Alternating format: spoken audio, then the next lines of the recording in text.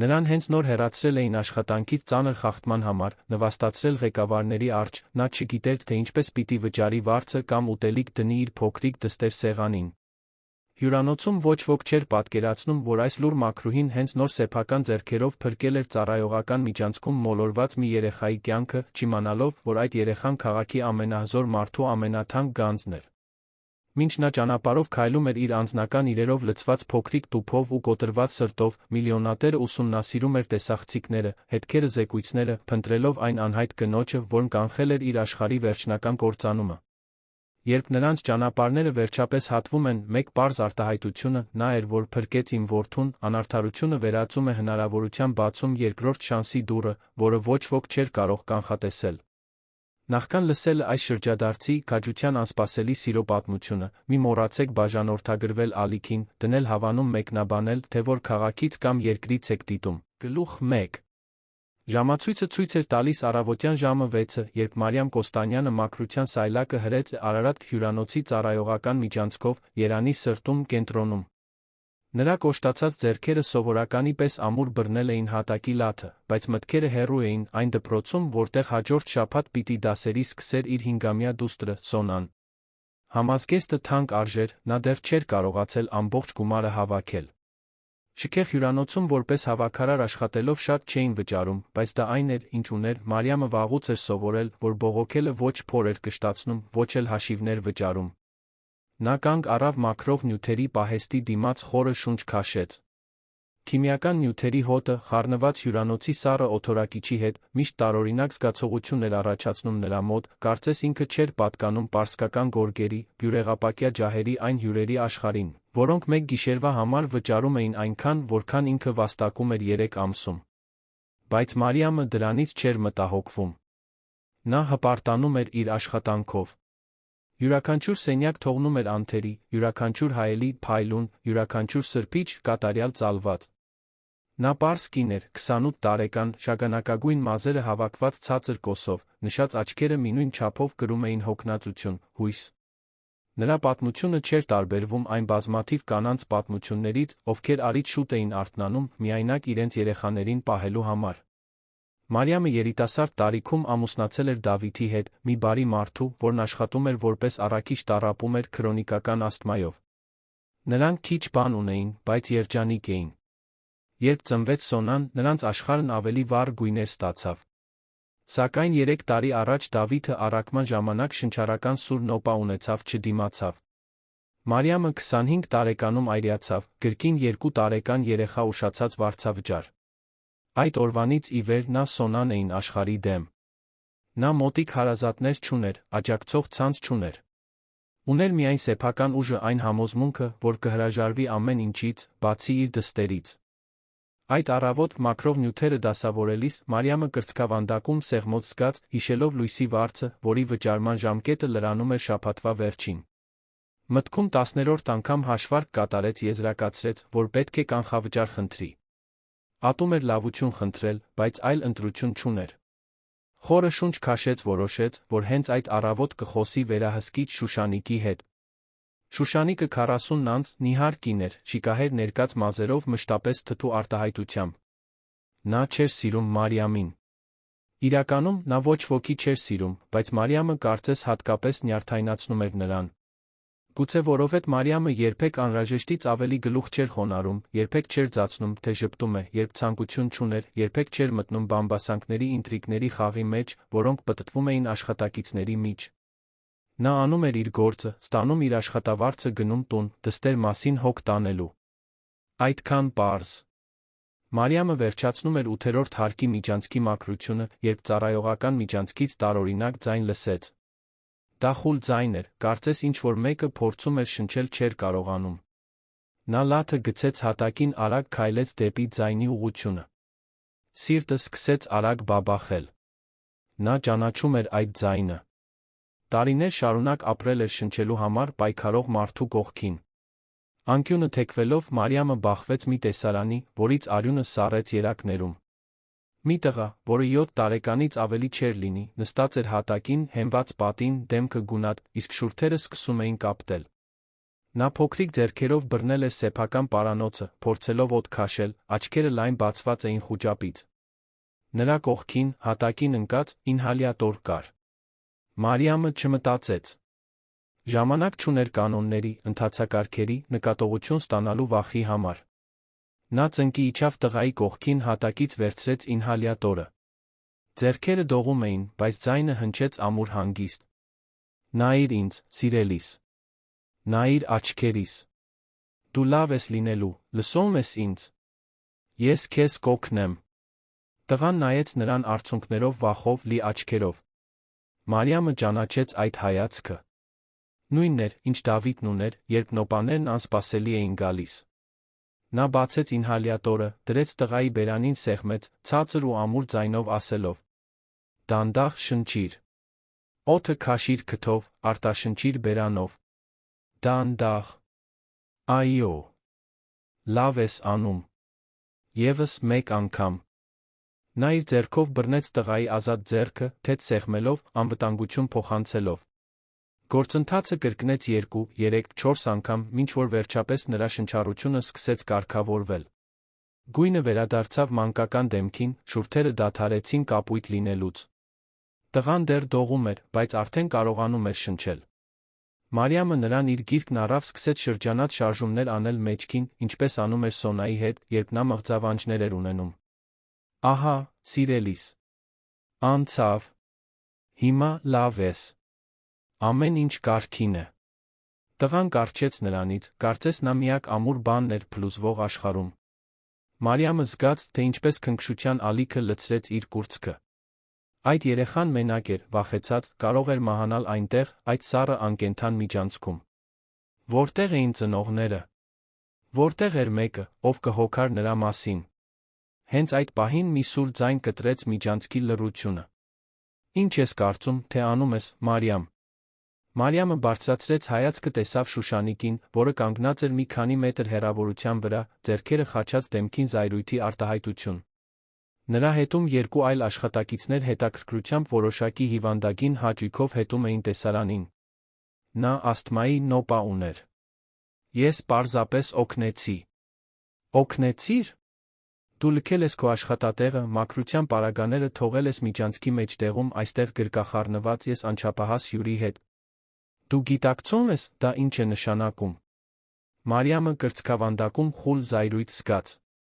Զգուշորեն ոտքի կանգնեցրեց տղային, համոզվելով, որ նա կայուն է, իսկ հետո ինքն էլ ոտքի կանգնեց, դիմակայելով վերահսկիչին։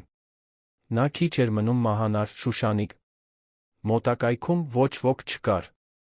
Ինչ պետք է անեի։ Թողնեի, որ մահանա, մինչ ես հատակը մաքրելն ավարտեմ։ Դու պետք է ինչ-որ մեկին կանչեիր։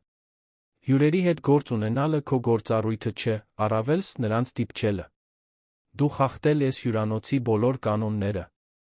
Հյուրանոցի կանոնները երեխայի կյանքից ավելի կարևոր չեն։ Շուշանիկը դաժան ժպտաց։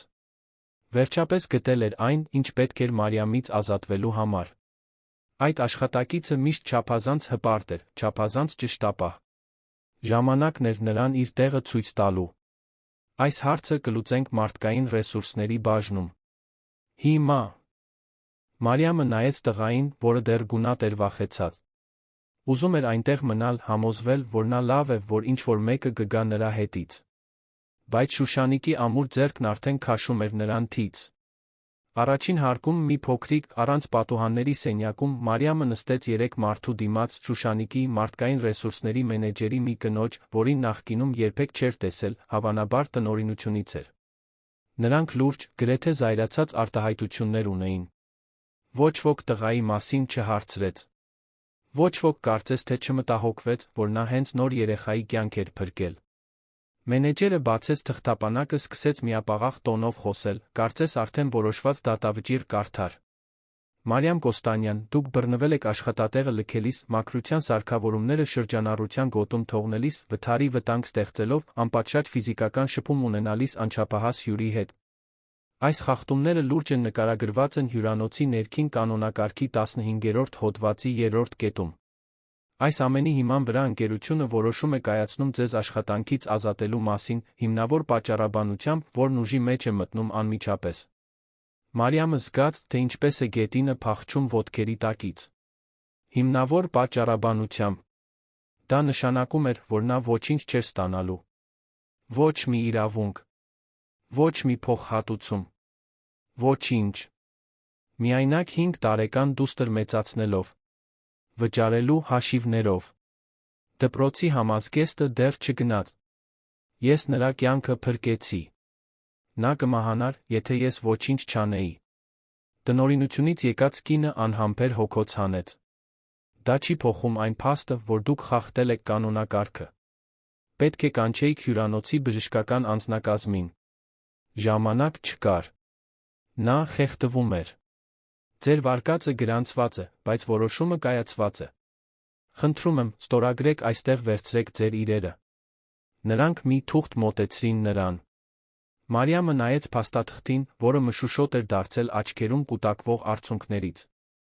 Դրանք տխրության արցունքներ չէին։ Դրանք զայրույթի արցունքներ էին։ Անարդարության, ապստամբության մի աշխարհի դեմ, որը պատժում էր նրանց, ովքեր ճիշտն էին անում։ Նա ստորագրեց։ Ընտրություն չուներ։ Ոտքի կանգնեց, վերցրեց իր սակավաթիվ իրերով ստվարաթղթե տուփը, հին բաճկոն, մի բաժակ, որը Սոնան նկարել էր նրա համար մայրերի օրվա առթիվ, 3-ի լուսանկարը, ինքը Դավիթը փոքրիկ Սոնան, որը նկարվել էր Դավիթի մահվանից շաբաթներ առաջ։ Նա դուրս եկավ հետի դռնից, ինչպես դեն նետվող աղբ։ Զգաց կեսօրվա տաք արը դեմքին այն զգացողությունը, որ աշխարհը վերջացել է։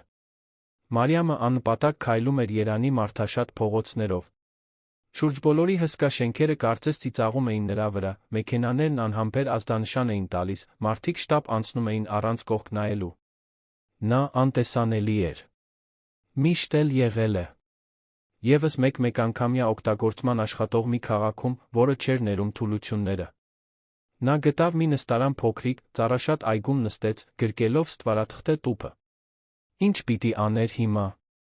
Ինչպես պիտի վճարեր վարձը։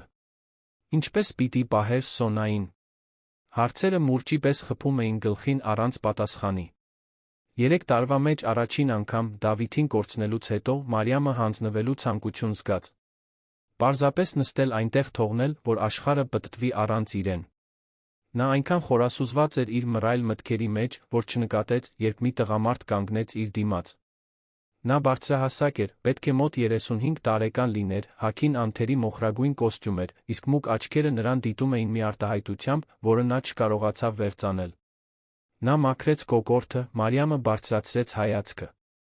Մարիամ Կոստանյան։ Նա կնճռոտեց ճակատը։ Որտեղից գիտեր իր անունը։ Այո։ Ո՞վ եք դուք։ Իմ անունը Էդվարդ Մելիքյան է։ Ես Արարատ հյուրանոցի սեփականատերն եմ։ Կարող եմ նստել։ Մարիամը լարվեց։ Ինչ էր ուզում հյուրանոցի սեփականատերն իրենից։ Եկել էր նվաստացման գործն ավարտին հասցնելու։ Նա անորոշ ժեստ արեց, տղամարդը նստեց նրա կողքին, պահպանելով հարգալից հեռավորություն։ Ես պետք է ձեզ գտնեի։ Իմացա, թե ինչ է պատահել այսօր առավոտյան։ Մարիամը սեղմեց բռունցքները։ Չէր ուզում այլս մեղադրանքներ լսել։ Չէր դիմանա։ Տեսեք, ես գիտեմ, որ խախտել եմ կանոնները։ Ինձ արդեն ազատել են աշխատանքից։ Պետք չէ դա շփել իմ երեսին։ Էդվարդը գլուխը թափահարեց։ Դուք չհասկացաք։ Ես եկել եմ շնորհակալություն հայտնելու։ Մարիամը շփոթված թարթեց աչքերը։ Շնորհակալություն հայտնելու։ Այն տղան, որին դուք օգնեցիք։ Իմ որդին է, Պետրոսը։ Նա 7 տարեկան է, մանկուց տառապում է ծանր ասթմայով։ Ես վերջին հարկում ժողովի էի, երբ նա մենակ դուրս է եկել սենյակից։ Չգիտեմ, ինչպես է կարողացել։ Երբ գնացի նրան փնտրելու, նա անհետացել էր։ Հուսահատ փնտրեցի ամբողջ հյուրանոցում։ Նայեցի անվտանգության տեսախցիկները, տեսա ձեզ ծառայողական միջանցքում, որ փրկում էիք նրա կյանքը։ Մարիամը կոկորդում հանգույց զգաց։ Նա լավ է։ Այո։ Ձեր շնորհիվ։ Բժիշկներն ասացին, որ եթե մի քանի րոպե ուշանայիք, կարող էր ճակատագրական լինել։ Ապա ինչու ինձ ազատեցին աշխատանքից։ Էդվարդը հոգոց հանեց, ձեռքը տարավ մազերի միջով։ Որովհետ ես այնտեղ չէի։ Որովհետ մի չարամիտ վերահսկիչ ամեն ինչ խեղաթյուրեց, մարդկային ռեսուրսների բաժինը գործեց առանց ինձ հետ խորհրդակցելու։ Երբ իմացա, արդեն ուշ էր։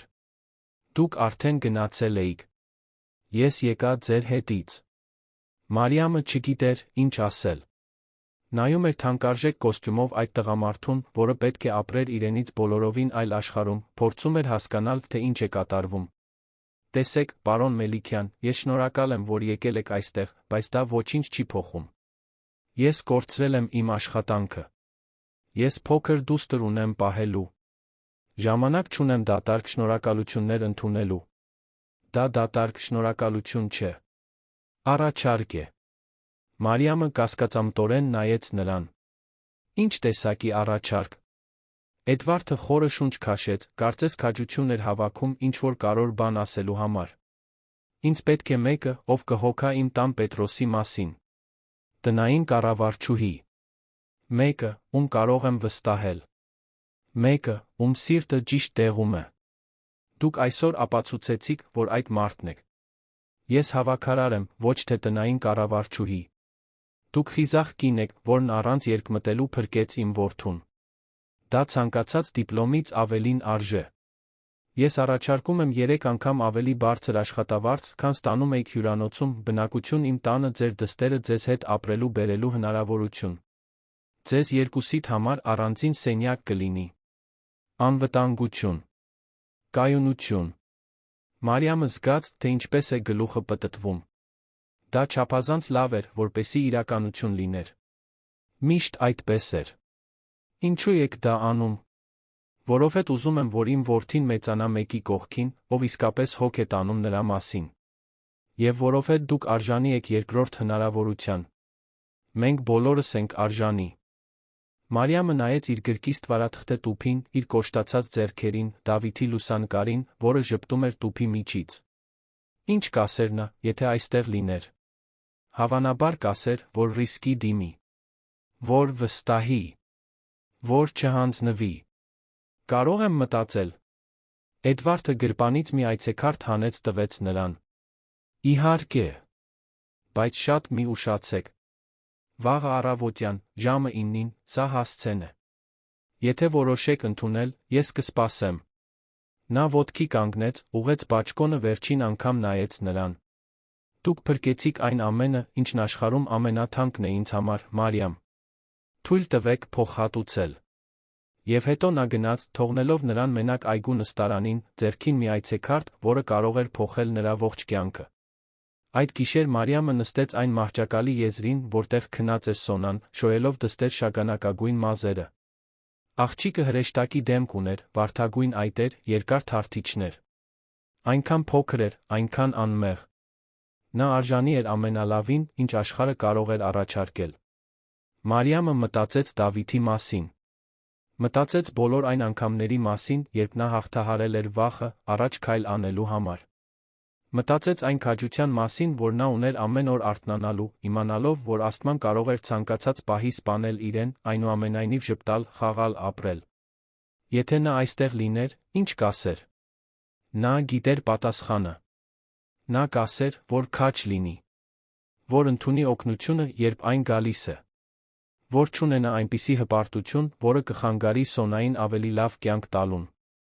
Մարիամը գիշերանոթի սեղանիկից վերցրեց այցեքարտը կարդաց հասցեն։ Հեղինակավոր թաղամաս, այստեղից հեռու։ Տարբեր աշխարհ։ Բայց գուցե, միայն գուցե, դա հենց այն էր, ինչ նրանց պետք էր։ Հաջորդ օրը, Սոնային ձեռքից բռնած հին ճամպրուկը մյուս ձեռքին, Մարիամը կանգնեց կրած երկաթից բարձր դարպասի դիմաց։ Դրա հետում երում էր 3 հարկանի առանձնատուն, խնամված այգիներով, կենտրոնում շատրվանով հսկայական պատուհաններով, որոնք արտացոլում էին կապույտ երկինքը։ Նա սեղմեց դռան զանգը, սիրտը արագ-արագ բաբախում էր։ Այո։ Մարիամ Կոստանյան։ Պարոն Մելիքյանն ինձ է սպասում։ Մի պահ լռություն տիրեց, հետո դարպասը սկսեց դանդաղ բացվել։ Մարիամը նայեց Սոնային, որը հիացմունքից լայն բացված աչքերով դիտում էր ամեն ինչ։ Մայրիկ, սա դղյակ է։ Մարիամը օրերի մեջ առաջին անգամ ժպտաց։ Ոչ, սիրելիս։ Սա մեր նոր տունն է։ Եվ հետո ամուր բռնելով դստեր ձեռքը, նա անցավ դարպասով, չիմանալով, որ հատում է նա ցավի անցյալի մի ապագայի միջ սահմանը, որը դեռ պետք է գրվեր։ Գլուխ 2. Առաջին բանը, որ Մարիամը նկատեց առանձնատուն մտնելիս, լռությունն էր։ Դա հանգիստ լռություն չէր, այնպիսին, որը հոգի է խաղաղեցնում։ Դա ծանր լռություն էր, կարծես ամբողջ տունը շունչը պահած լիներ։ Կահույքը նրբաճաշակ էր, թավշյա վարագույրները կատարյալ կերպով իջնում էին հսկայական պատուհանների վրա, նախասրահի ջահը կարծես ֆիլմից լիներ։ Բայց ինչ-որ բան պակասում էր։ Կյանք էր պակասում։ Էդվարդը նրանց դիմավորեց զուսպ ժպիտով։ Հագին ուներ դասական տաբած սպիտակ վերնաշապիկ, որի թքերը ծալված էին մինչ արմունկները, կարծես օրը սկսել էր պաշտոնական հանդիպմամբ կեսից հրաժարվել էր։ Լարվածություն կար նրա ուսերին, մտահոգություն, մուգ աչքերում, որը Մարիամը չկարողացավ լիովին վերծանել։ «Բարի գալուստ», ասաց նա ցածր զուսպ ձայնով։ «Մարիամ, սա Կարինեն է, նա այստեղ 15 տարի է աշխատում, առաջին օրերին կօգնի ձեզ»։ Կողքի միջանցքից հայտնվեց ալեհեր մազերով բարի դեմքով մի տիկին։ Նա պետք է մոտ 60 տարեկան լիներ, կարճահասակ էր կլորավուն, գոտկին կապված ծաղկավոր գոգնոցով մի ժպիտով, որը լուսավորեց ամբողջ տարածքը։ «Ինչ օրհնություն է ձեզ այստեղ ունենալը», ասաց Կարինեն, ամուր սեղմելով Մարիամի ձեռքը։ «Իսկ այս արքայադուստրը պետք է Սոնան լինի»։ Սոնան ամաչկոտ թաքցրեց դեմքը մոր ոտքի հետում։ Կարինեն ցածրաձայն ծիծաղեց, խոնարհվեց աղջկա հասակին։ «Գիտես, ինչ կա հիմա խոհանոցում։ Տաք շոկոլադե տորտ։ Սիրում ես շոկոլադե տորտ»։ Սոնայի աչքերը փայլեցին, նա գլխով արեց։ Կարինեն մեկնեց ձեռքը, աղջիկը, մորից հավանություն խնդրելուց հետո, ընդունեց։ «Ես քեզ խոհանոցը ցույց կտամ, մինչ մայրիկդ տանը ծանոթանա»։ «Լավ»։ Մարիամը գլխով արեց, զգալով հսկայական թեթություն։ «Գոնե այստեղ մի բարի մարդ կար»։ Կարինեն տարավ Սոնային, Էդվարդը ժեստով ցույց տվեց աստիճանները։ «Ես ձեզ սենյակները ցույց կտամ։ Դուք Սոնան կմնաք երկրորդ հարկում, արևելյան թում։ Այնտեղ ավելի հանգիստ է, գեղեցիկ տեսարան է բացվում դեպի այգի»։ Նրանք լուռ բարձրացան։ Մարիամը դիտում է շուրջ բոլորը, դեռ մարսելով այն արմատական փոփոխությունը, որ իր կյանքն ապրել էր 24 ժամից էլ քիչ ժամանակում։ Երեկ նա գործազուրկ էր, հուսահատ, նստած այգու նստարանին, չիմանալով, թե ինչպես է վճարելու հաշիվները։ Այսօր նա այստեղ էր, այս հսկայական առանձնատանը, պատրաստ սկսելու նոր կյանք։ Էդվարդը բացեց մուգ փայտից երկփեղկ դուռը, ցույց տվեց մի ընդարձակ սենյակ, երկտեղանոց մահճակալով, որը ծածկված էր սպիտակ վերմակով, ներկառուցված զգեստապահարանով, պատուհանի մոտ գրասեղանով մի դռնով, որը տանում էր դեպի անձնական լոգարան։ Կողքին, ներքին դռնով միացված, կար ավելի փոքր սենյակ, որն արդեն զարդարված էր մանկական մոտիվներով, փոքրիկ մահճակալով, գրքերով ու խաղալիքներով լի դարակներով։ «Սա կլինի Սոնայի սենյակը», բացատրեց Էդվարդը։ «Երեք գիշեր եմ հանձնարարել պատրաստել։ Հուսով եմ, նրան դուր կգա»։ Մարիամը կոկորդում հանգույց զգաց։ Ոչ ոք երբեք նման բան չէր արել իր համար։ Սոնայի համար։ Դա չափազանց շատ էր։ Չափազանց լավ։ Պարոն, կարիք չկար։ Էդվարդը նրան ընդհատեց մեղմ ժեստով։ Կարիք կար։ Եվ խնդրում եմ, ինձ Էդվարդ կանչեք։ Այստեղ տեր ծառա չկա։ Կան մարդիկ, որոնք փորձում են այս ամենը ստացվի։ Մարիամը գլխով արեց, լավ չիմանալով, թե ինչ ասել։ Էդվարդը շարունակեց. Կարինեն հոգ է տանում խոհանոցի տան վարչական մասին։ Այգեպան կա, որը գալիս է շաբաթը 3 անգամ, մաքրության թիմ, որը գալիս է երկուշաբթի 5 օրերին։ Ձեր հիմնական գործառույթը կլինի Պետրոսի մասին հոգ տանելը։ Նա պետք է ճիշտ ժամերին դեղերն ընդունի, խուսափի չափազանց ֆիզիկական ծանրաբեռնվածությունից, միշտ ինհալյատորը մոտը լինի։ Բայց դրանից ավելին, նրան ընկերակցություն է պետք։ Ուշադրություն։ Մեկը, ով իսկապես հոգ է տանում։ Ես նրա մասին լավ հոգ կտանեմ, խոստացավ Մարիամը։ Գիտեմ։ Այդ պատճառով եք դուք այստեղ։ Նրանց մեջ մի պահ լռություն տիրեց։ Էդվարդը կարծես ուզում էր էլի ինչ-որ բան ասել, բայց զսպեց իրեն։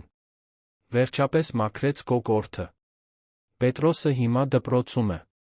Կվերադառնա ժամը 3-ին։ Մի փոքր հանգստացեք, ձեր իրերը դասավորեք։ Ցանկացած հարցի դեպքում Կարինեն ներքում է։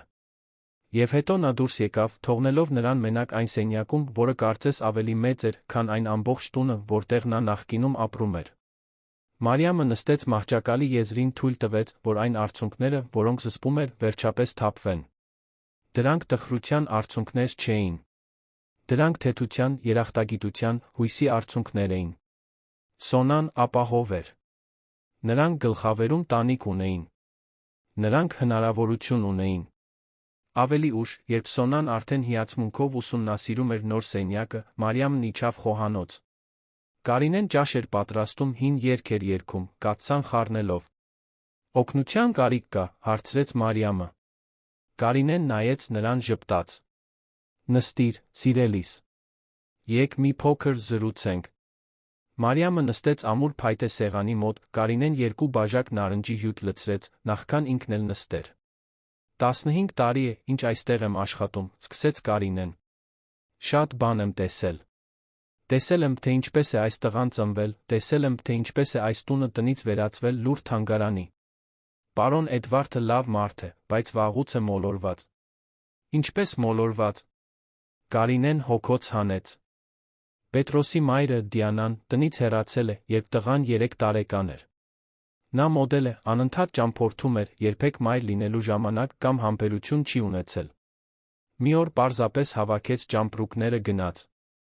Նամակ էր թողել, որտեղ ասվում էր, որ ինքն այդ կյանքի համար չի ծնվել, որ ազատության կարիք ունի։ Պարոն Էդվարդը կոտրվեց։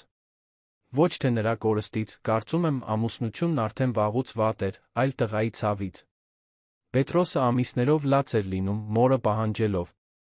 Մարիամը կրծքավանդակում սեղմոց զգաց։ Նա այլս չվերադարձավ։ Ժամանակ առ ժամանակ հայտնվում է։ Տարին մեկ անգամ, գուցե։ Թանկարժեք նվեր է բերում, լուսանկարվում, սոցիալական ցանցերում տեղադրում, ծածնելով, թե տարվա մայրն է, նորից անհետանում։ Պետրոսն արդեն ուշադրություն էլ չի դարձնում։ Սովորել է նրանից ոչինչ չսպասել։ Ինչ տխուր է։ Այո։ Եվ պարոն Էդվարդը փակվեց իր մեջ։ Դարձավ աշխատանքի մարդ, միայն աշխատանք։ Դուրս է գալիս առավոտյան 7-ից շուտ, վերադառնում գիշերվա 10-ից հետո։ Հազիվ է տեսնում, թե ինչպես է որդին մեծանում։ Կարծում եմ, վախենում է կապվել ու նորից կորցնել։ Բայց սա կյանք չէ, ոչ նրա համար, ոչ էլ տղայի։ Մարիամը լուր յուրացրեց այդ տեղեկությունը։ Հանկարծ ավելի լավ հասկացավ այդ տան լռությունը, այն տխրությունը, որը կարծես կպել էր պատերին։ Դուք օրհնություն էիք, Մարիամ։ Կարող եք հավատալ։ Այդ տղային քնքշություն է պետք, պարոն Էդվարդին նույնպես, նույնիսկ եթե նա դեռ դա չգիտի։ Նախքան Մարիամը կկարողանար պատասխանել, դռան մոտ աղմուկ լսեցին։ Ժամը 3-ն էր, Պետրոսը դպրոցից էր գալիս։ Կարինեն ոտքի կանգնեց։ Ես ձեզ պատշաճ կերպով կներկայացնեմ։ Պետրոսը մտավ ավտոտնակ տանող կողային դռնից, ուսապարկը մեջքին համազգեստը մի փոքր ճմրթված։ Երբ տեսավ Մարիամին, կանգ առավ։ Նրա աչքերը լայն բացվեցին, մի հսկայական ժպիտ լուսավորեց դեմքը։ Դուք եք այն կինը, որն ինձ օգնեց։ Նա վազեց դեպի Մարիամը, ամուր գրկեց նրան գոտկատեղից, կարծես վախենում էր, որ նա կանհետանա։ Մարիամը զգաց, թե ինչպես են աչքերը նորից այրվում։ Գրկեց տղային, շոյելով նրա շագանակագույն մազերը։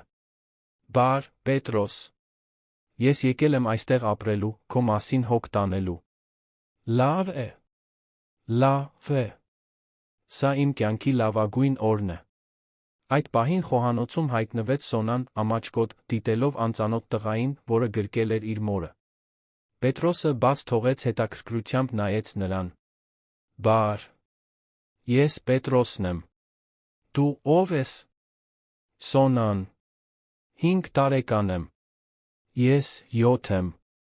Ուզում ես տեսնել իմ սենյակը։ Ես վիդեոխաղ ունեմ։ Սոնան նայեց Մարիամին, թույլտվություն խնդրելով։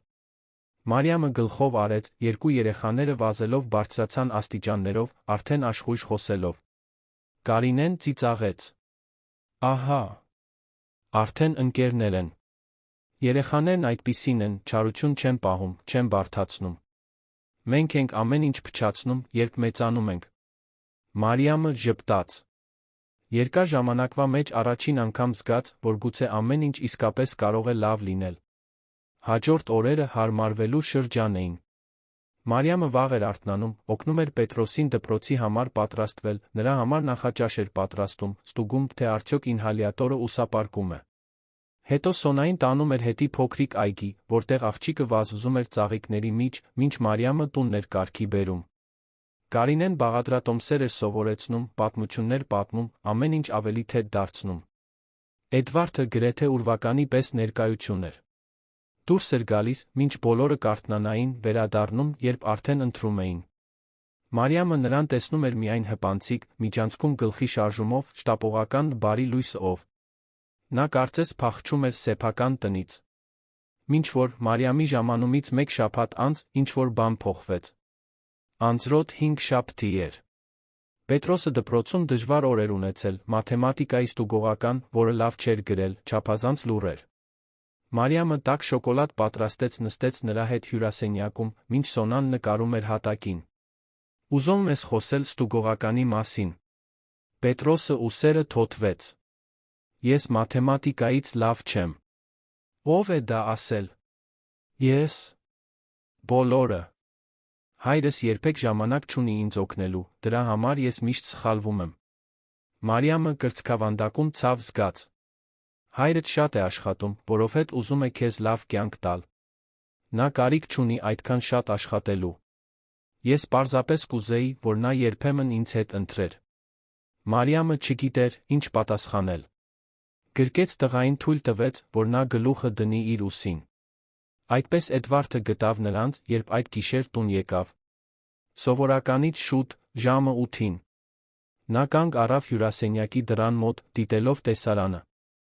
Մարիամը բազմոցին, Պետրոսը քնած նրա գրկում, Սոնան պառկած գորգին, գունավոր մատիտները շուրջը սփռված։ Հեռուստացույցը ցածր ձայնով միացված էր։ Բուխարու լույսը պատերին պարող ստվերներ էր ստեղծում։ Էդվարդի կրծքավանդակում ինչ-որ բան սեղմվեց։ Այդ տեսարանը կարծես մի երազից լիներ, որից նա հրաժարվել էր։ Ընտանիք։ Տուն։ Մարիամը բարձրացրեց հայացքը, տեսավ նրան։ Շշնջաց, որպեսզի Պետրոսին չարթնացնի։ Նա դժվար օր է ունեցել։ Այստեղ քնեց։ Էդվարդը դանդաղ մտավ, հանեց բաճկոնը, դրեց բազկաթոռի վրա։ Նստեց բազմոցի մյուս ծայրին։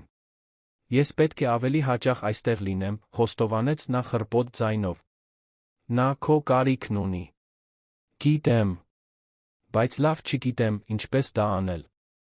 Երբեք հոր լավ օրինակ չեմ ունեցել։ Կարծում էի, աշխատելն ու փող տալը բավարար է։ Բավարար չէ, Էդվարդ։ Նա քո ներկայությունն է ուզում։ Ուզում է քեզ հետ ընթրել։ Ուզում է քեզ պատմել իր օրվա մասին։ Էդվարդը ձեռքը տարավ դեմքին, հոգնած։ Ես վախենում եմ, Մարիամ։ Վախենում եմ մոտենալ ու կորցնել։ Արդեն այնքան բան եմ կորցրել։ Չես կորցնի։ Իսկ եթե այսպես հեռու մնաս, մի նույն է, կկորցնես։ Կկորցնես այն տարիները, որոնք այլս չեն վերադառնա։ Նրանք այնտեղ նստած էին, լուռ, մինչ Պետրոսը քնած էր նրանց միջ։ Մի քանի րոպե հետո Էդվարդը զգուշորեն գրկեց որդուն, տարավ սենյակ։ Երբ վերադարձավ, Մարիամն արդեն վերցրել էր Սոնային։ Նրանք հանդիպեցին երկրորդ հարկի միջանցքում։ Անձրը ուժգին խփում էր պատուհաններին, ստեղծելով միաժամանակ տխուր գեղեցիկ երաժշտություն։ Շնորհակալ եմ, ասաց Էդվարդը։ Նրա մասին հոգ տանելու համար։ Մտահոգվելու համար։ Պետք չէ շնորհակալություն հայտնել։ Ես սիրում եմ Պետրոսին։ Նա հիանալի տղա է։ Նա ավելի երջանիկ է, երբ դուք եկաք։ Ես նույնպես։ Մարիամը զգաց, թե ինչպես է դեմքը տաքանում։ Ինչ-որ բան կար Էդվարդի հայացքում, մի լարվածություն, որը ստիպում էր նրան շունչը պահել։ Բարի գիշեր, Էդվարդ։ Բարի գիշեր, Մարիամ։ Եվ յուրաքանչյուրը մտավ իր սենյակ, բայց նրանցից ոչ մեկն այդ գիշեր լավ չքնեց։ Այդ օրվանից Էդվարդը սկսեց ավելի շուտ գալ։ Սկզբում 8-ին, հետո 7-ին, հետո 6-ին։ Սկսեց նրանց հետ ընթրել, հարցնել Պետրոսի օրվա մասին, օգնել տնային աշխատանքների հետ։ Մարիամը դիտում էր, թե ինչպես են հայր ու որդի վերամիավորվում, անկեղծ ուրախություն էր զգում։ Բայց նա սկսեց ավելին զգալ վտանգավոր մի բան։ Էդվարդը տարբերվում էր ցանկացած տղամարդուց, որին նա երբեք ճանաչել էր։ Նա բարի էր առանց կամարական լինելու, ուժեղ, առանց ամբարտավան լինելու։ Նա միջ ուներ նրան նայելու, իսկապես նրան տեսնելու, որը ստիպում էր նրան կարոր զգալ։ Եվ երբ նա ժպտում էր, հազվադեպ, բայց կործանարար, Մարիամը զգում էր, թե ինչպես է սիրտը մի զարկ բաց թողնում։ Նա փորձում էր իրեն վերահսկել։ Նա իր գործատուն էր։ Ինքը տնային կառավարչուհին էր։ Հստակ գիծ կար, որը չպետք է հատվեր։ Բայց գիծն ամեն օր ավելի էր մշուշվում։ Մի գիշեր, իր ժամանումից 3 շաբաթ անց, Մարիամը գիշերվա 11-ին իջավ խոհանոց։ Չէր կարողանում քնել, գլուխը լիքն էր խառը մտքերով։ Թե էր պատրաստում, երբ քայլերի ձայն լսեց։ Էդվարդը մտավ խոհանոց, բոբիկ, հագին միայն մարզական տաբատ շապիկ։ Մազերը խառնված էին, կարծես մի քանի անգամ ձեռքը տարած լիներ, փորձելով կենտրոնանալ։ Դուք էլ չեք կարողանում քնել, հարցրեց նա։ Մարիամը գլուխը թափահարեց։ Թե ուզում եք։ Ուզում եմ։ Նա 2 բաժակ պատրաստեց, նրանք նստեցին սեղանի շուրջ, իրար դիմաց։ Տանը բացարձակ լռություն էր։ Կարծես այդ պահին միայն իրենք երկուսն էին։ Ինչի՞ մասին էիք մտածում, հարցրեց Էդվարդը։ Մարիամը տատանվեց։ Հետո որոշեց ազնիվ լինել։ Այն մասին, թե ինչպես փոխվեց իմ կյանքն այսքան կարճ ժամանակում։ Երբեմն դեռ երազ է թվում։ Ինձ համար նույնպես։ Այս տունը մեռած էր, Մարիամ։ Եվ դուք կյանք վերադարձրիք։ Միայն ես չէի։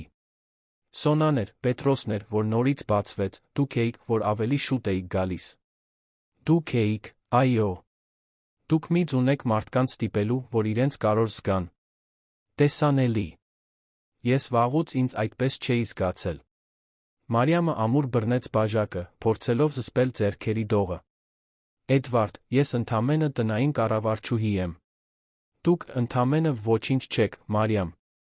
Դուք փրկեցիք իմ որդուն։ Դուք փրկում եք նա ինձ, նույնիսկ առանց իմանալու։ Նրանք նայեցին իրար։ Այնքան չասված բան կար նրանց միջ, այնքան պահված զգացմունք։ Էդվարդը ձեռքը դանդաղ մեկնեց սեղանի վրայով, նրան ժամանակ տալով հետ քաշվելու, եթե ուզենար։ Մարիամը հետ չքաշվեց։ Թույլ տվեց, որ նա բռնի իր ձեռքը։ Նրա մաշկը տաք էր, ամուր։ Մատները բնականորեն միահյուսվեցին, կարծես միշտ այդպես էին արել։ Սա սխալ է, շշնջաց Մարիամը։ Ինչո՞վ։ Որովհետև դուք հարուստ եք, կարոր, ապրում եք իմից տարբեր աշխարհում։ Որովհետև մարդիկ կխոսեն։ Որովհետև ես ձեզ մոտ եմ աշխատում։ Ինձ չեն հետաքրքրում մարդիկ։ Եվ դուք ինձ մոտ չեք աշխատում, Մարիամ։ Դուք այստեղ եք, որովհետև ընտրել եք, որովհետև ես եմ խնդրել։ Մենք 2 մարդ ենք, որոնք փորձում են վերականգնել իրենց կյանքերը։ Իսկ եթե սխալ ստացվի։ Իսկ եթե ճիշտ ստացվի։ Մարիամը աչքերում արցունքներ զգաց։ Չգիտեր, վախեր, թե։ Հույս։ Գուցե երկուսը միասին։ Ես չեմ կարող սա գործնել, Էդվարդ։ Այս տունը, այս կայունությունը։ Սոնային դա պետք է։ Չես կորցնի։ Երբեք։ Ես խոստանում եմ։ Ինչպես կարող եք նման բան խոստանալ։ Որովհետև ես սիրահարվում եմ քեզ, Մարիամ։ Եվ երբ ես ինչ-որ բանի եմ նվիրվում, մինչ վերջ եմ գնում։ Մարիամի սիրտը սկսեց արագ բաբախել։ Նա ուզում էր հավատալ։ Այնքան էր ուզում հավատալ։ Ես էլ եմ ինչ-որ բան զգում, խոստովանեց նա դողացող ձայնով։ Եվ դա ինձ սարսափեցնում է։ Էդվարդը քնքշորեն սեղմեց նրա ձեռքը։ Ուրեմն եք միասին վախենանք։ Բայց չենք փախչի։ Նրանք այնտեղ մնացին, ձեռք ձեռքի տված, մինչ ժամացույցը ցույց տվեց կեսգիշեր։ Հետո դանդաղ բաց թողեցին, յուրաքանչյուրը գնաց իր սենյակ։ Բայց ինչ-որ բան փոխվել էր։ Մի գիծ հատվել էր։ Եվ այլս հետդարձ չկար։ Հաջորդ օրերին փոքր ժեստերը դարձան մշտական։ Ընթրիքի ժամանակ ափսե փոխանցելիս ձեռքի հպում։ Մի հայացք, որը վայրկյաններով ավելի երկար էր տում։ Մի ժպիտ, որը շատ ավելին էր նշանակում, քան թվում էր։ Երեխաները նկատում էին փոփոխությունը, նույնիսկ առանց լիովին հասկանալու։ Պետրոսը սկսեց Մարիամին կանչել Մարի մորաքույր, իսկ Սոնան սկսեց հարցնել, թե արդյոք պարոն Էդվարդը կարող է նա իր հայրիկը լինել։ Կարինեն ամեն ինչ դիտում էր իմաստուն ժպիտով, ոչինչ չասելով, պարզապես թողնելով, որ ամեն ինչ իր ժամանակին տեղի ունենա։ Արոտ երեքշաբթի էր, երբ խաղաղությունը խախտվեց։ Մարիամը երեխաների հետ այգում էր, երբ դռան զանգը լսեց։ Կարինեն գնաց բացելու րոպեներ անց վերադարձավ մտահոգ արտահայտությամբ։ Այստեղ մի կին կա։ Ասում է, որ Պետրոսի մայրն է։ Մարիամը որովայնում սառնություն զգաց։ Նա գիտեր, թե ով է։ Դիանան։ Նախկին կինը։ Մայրը, որը լքել էր որդուն։ Պետրոսը, որը Սոնայի հետ պահմտոցի էր խաղում, քարացավ։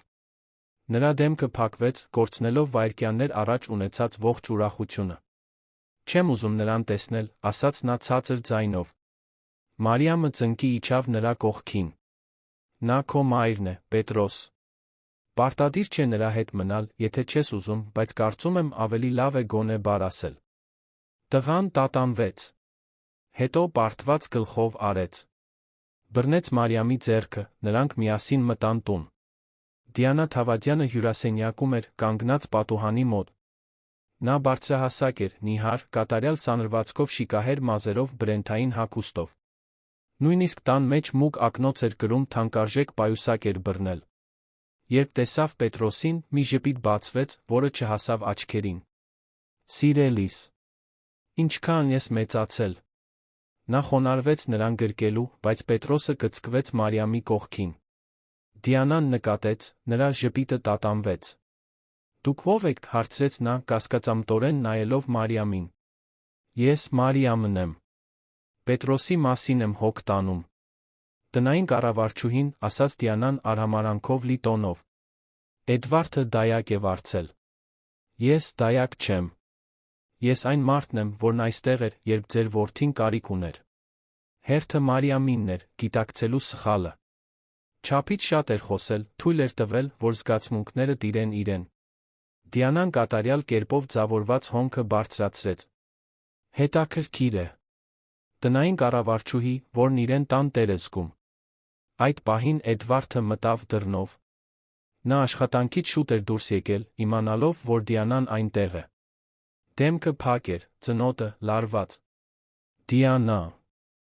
ի՞նչ ես անում այստեղ։ Եկել եմ որդուս տեսնելու։ Դեռ կարող եմ դա անել, այնպես չէ։ 8 ամիս անհետանալուց հետո։ Իհարկե, կարող ես։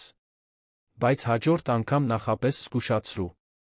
Չգիտեի, որ պետք է ժամադրություն նշանակեմ սեփական որդուս տեսնելու համար։ Պետք է, այո։ Նա խաղալիք չէ, որը վերցնում ես, երբ ցանկություն ես ունենում։ Դիանան շուրջը նայեց, նկատելով փոփոխությունը։ Ավելի կենդանի, ավելի խառնաշփոթ, ավելի երջանիկ տանը։ Տեսնում եմ, որ այստեղ շատ բան է փոխվել։ Դեպի լավը։ Արդյոք։ Տեսնում եմ, որ դու աշխատակցուհի ունես, որն այստեղ է ապրում։ Երեխայի հետ։ Դա պատշաճ է, Էդվարդ։ Ավելի պատշաճ, քան մի մայր, որն ամիսներով անհետանում է։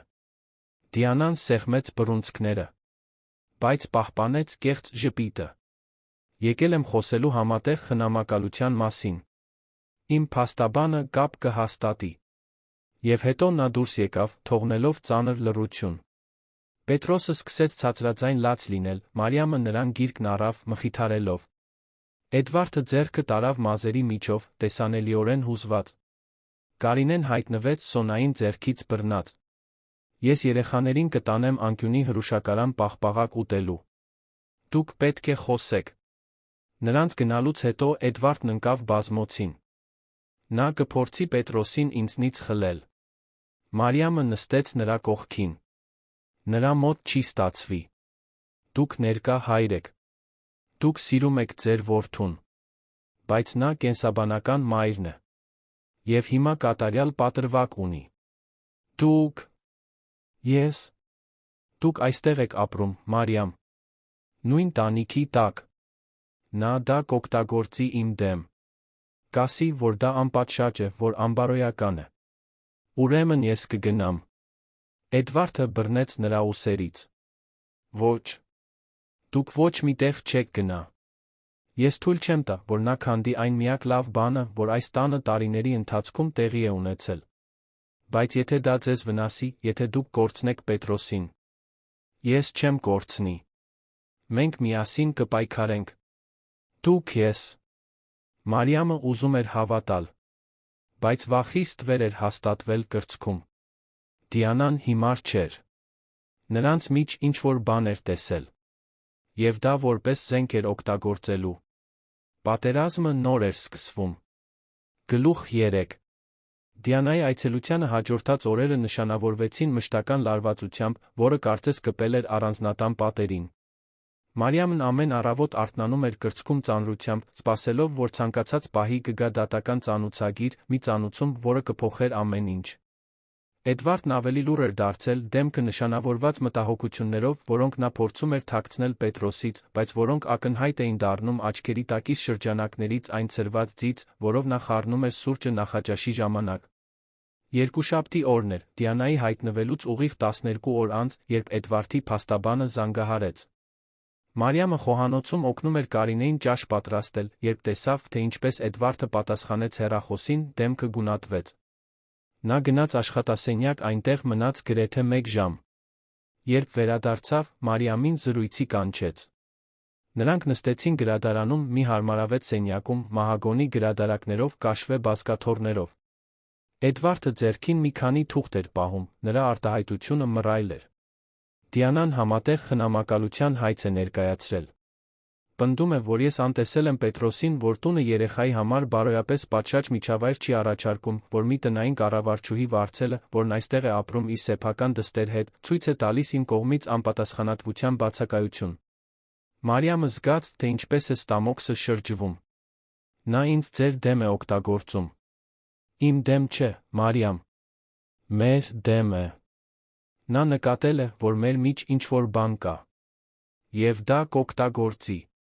Ինչ ասաց փաստաբանը։ Որ տեխնիկապես նա սխալ չէ համատեղ խնամակալություն պահանջելիս, դա նրա իրավունքն է որպես մայր։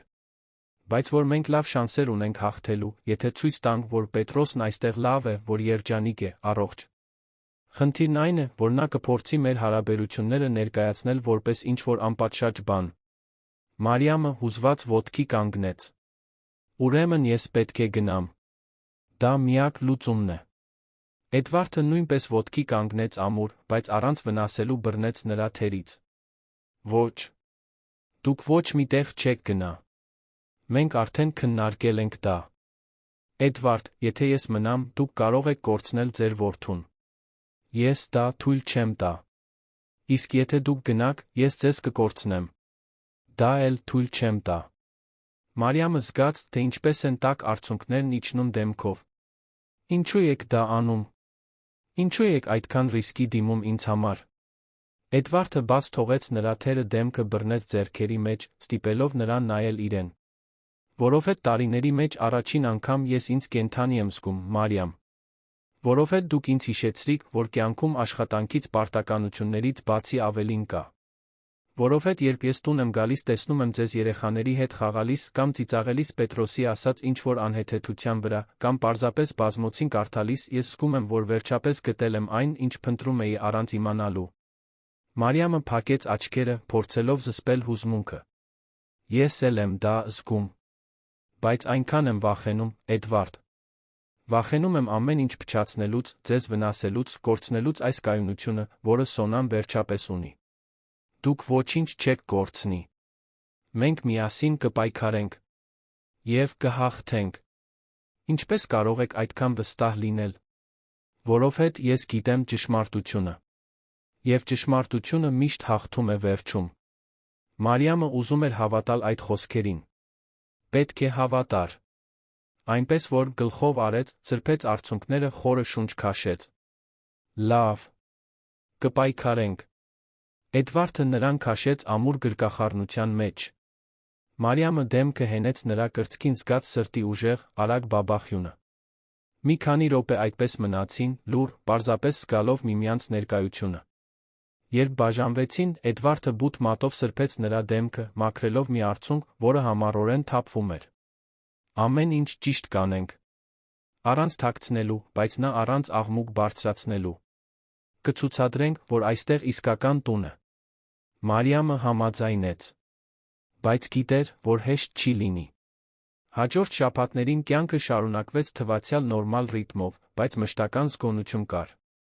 Մարիամը խուսափում էր Էդվարդի հանդեպ քնքշության դրսևորումներից երրորդ անձանց ներկայությամբ, պահպանում էր հարգալից հեռավորություն, գործում էր պրոֆեսիոնալ։ Բայց երբ մենակ էին ուշ գիշերով երեխաների քնելուց հետո, նրանք հանդիպում էին խոհանոցում կամ գրադարանում ժամերով զրուցում։ Դրանք խորը զրույցներ էին կյանքի, երազանքների, վախերի մասին։ Էդվարդը պատմում էր իր միայնակ մանկության, հարուստ ծնողների միակ որդի լինելու մասին, որոնք երբեք իր համար ժամանակ չեն ունեցել, դայակների վարորդների կողմից մեծացած։ Պատմում էր, թե ինչպես է միայնակ կառուցել հյուրանոցային կայսրությունը, օրական 18 ժամ աշխատելով, հորն ապացուցելով, որ ինքն ունակ է։ Թե ինչպես է ամուսնացել Դիանայի հետ սոցիալական ճնշման տակ, որովհետև նա գեղեցիկ էր, լավ կապեր ուներ, թղթի վրա կատարյալ կին։ Բայց որ այնտեղ երբեք իսկական սեր չի եղել։ Մարիամը պատմում էր իր աղքատ, բայց երջանիկ մանկության մոր մասին, որը միայնակ մեծացրել էր իրեն երկու եղբայրներին հոր հեռանալուց հետո։ Թե ինչպես էր սկսել աշխատել 14 տարեկանից տանն օգնելու համար, թե ինչպես էր հանդիպել Դավիթին առաջին անգամ սիրահարվել, նրան այդքան շուտ կորցնելու ցավի, այն գիշերների մասին, երբ լաց էր լինում լոգարանում թաքնված, որպեսզի Սոնան չլսի։ Նրանք բացվում էին միմյանց առաջ այնպես, ինչպես նրանցից ոչ մեկը նախկինում չէր արել։ Եվ յուրաքանչյուր զրույցի, յուրաքանչյուր կիսված գաղտնիքի հետ զգացմունքն աճում էր։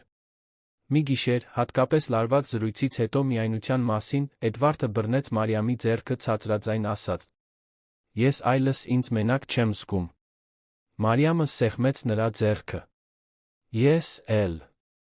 Եվ հետո նա թեքվեց համբուրեց նրան։ Դա մեղմ, գրեթե ամաչկոտ համբույր էր, լի զսպված զգացմունքով, հույսով։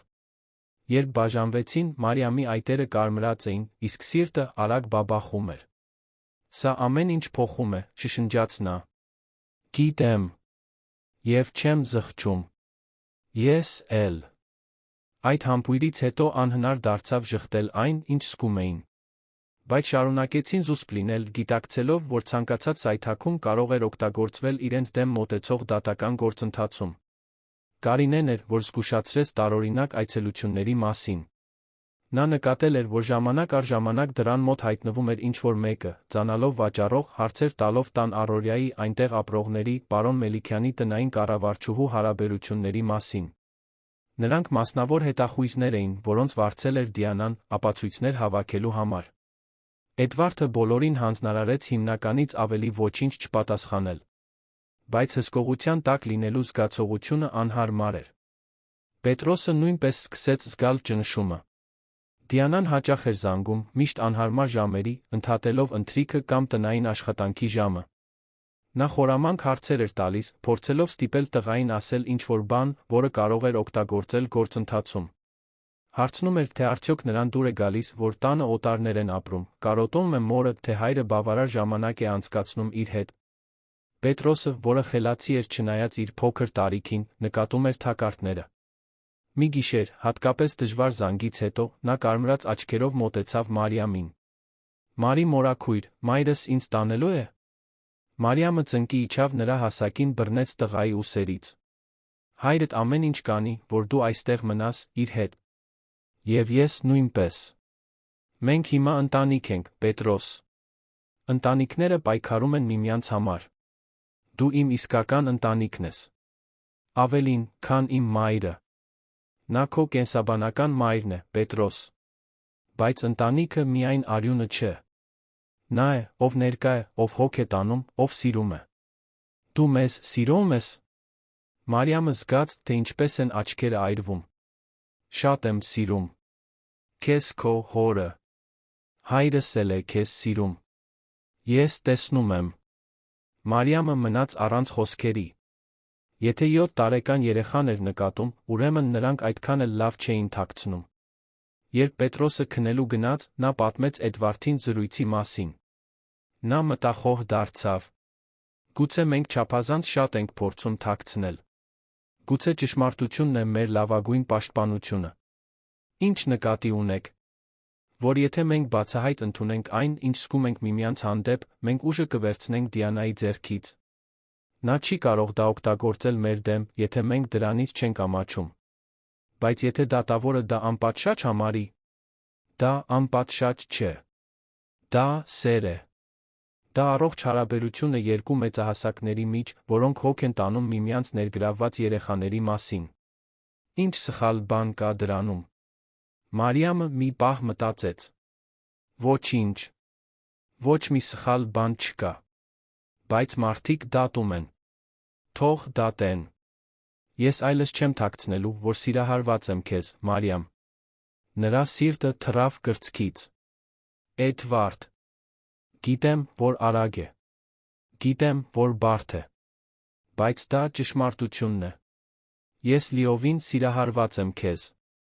Քո ուժին, քո բարությանը, այն ձին, որով դու հոգ ես տանում իմ որդու մասին, կարծես նա քոնը լինի։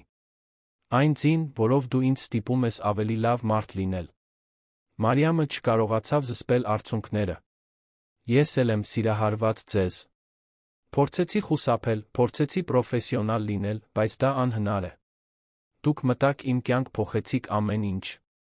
Էդվարդը նրան քաշեց ամուր գրկախառնության մեջ, հետո համբուրեց, այս անգամ ավելի մեծ ինտենսիվությամբ, ավելի մեծ վստահությամբ։ Երբ բաժանվեցին, նա դեմքը բռնեց ձեռքերի մեջ։ Ուրեմն եք դադարենք թաքնվել։ Եք դիմակայենք սրան միասին, գլուխներս բարձր։ Եվ նրանք այդպես էլ արեցին։ Հաջորդ օրվա ընթրիքին, Պետրոսի Սոնայի հետ սեղանի շուրջ, Էդվարդը հայտարարություն արեց. Երեխաներ, ես ձեզ մի կարևոր բան պետք է ասեմ։ Պետրոսն ու Սոնան դադարեցին ուտելուց ուշադիր նայեցին։ Դուք գիտեք, որ Մարի մորաքույրը շատ հատուկ է այս տան համար, այնպես չէ՞։ Երկու երեխաներն էլ գլխով արեցին։ Դե, նա ինձ համար էլ է հատուկ դարձել։ Տարբեր ձով։ Ես նրան շատ եմ հավանում։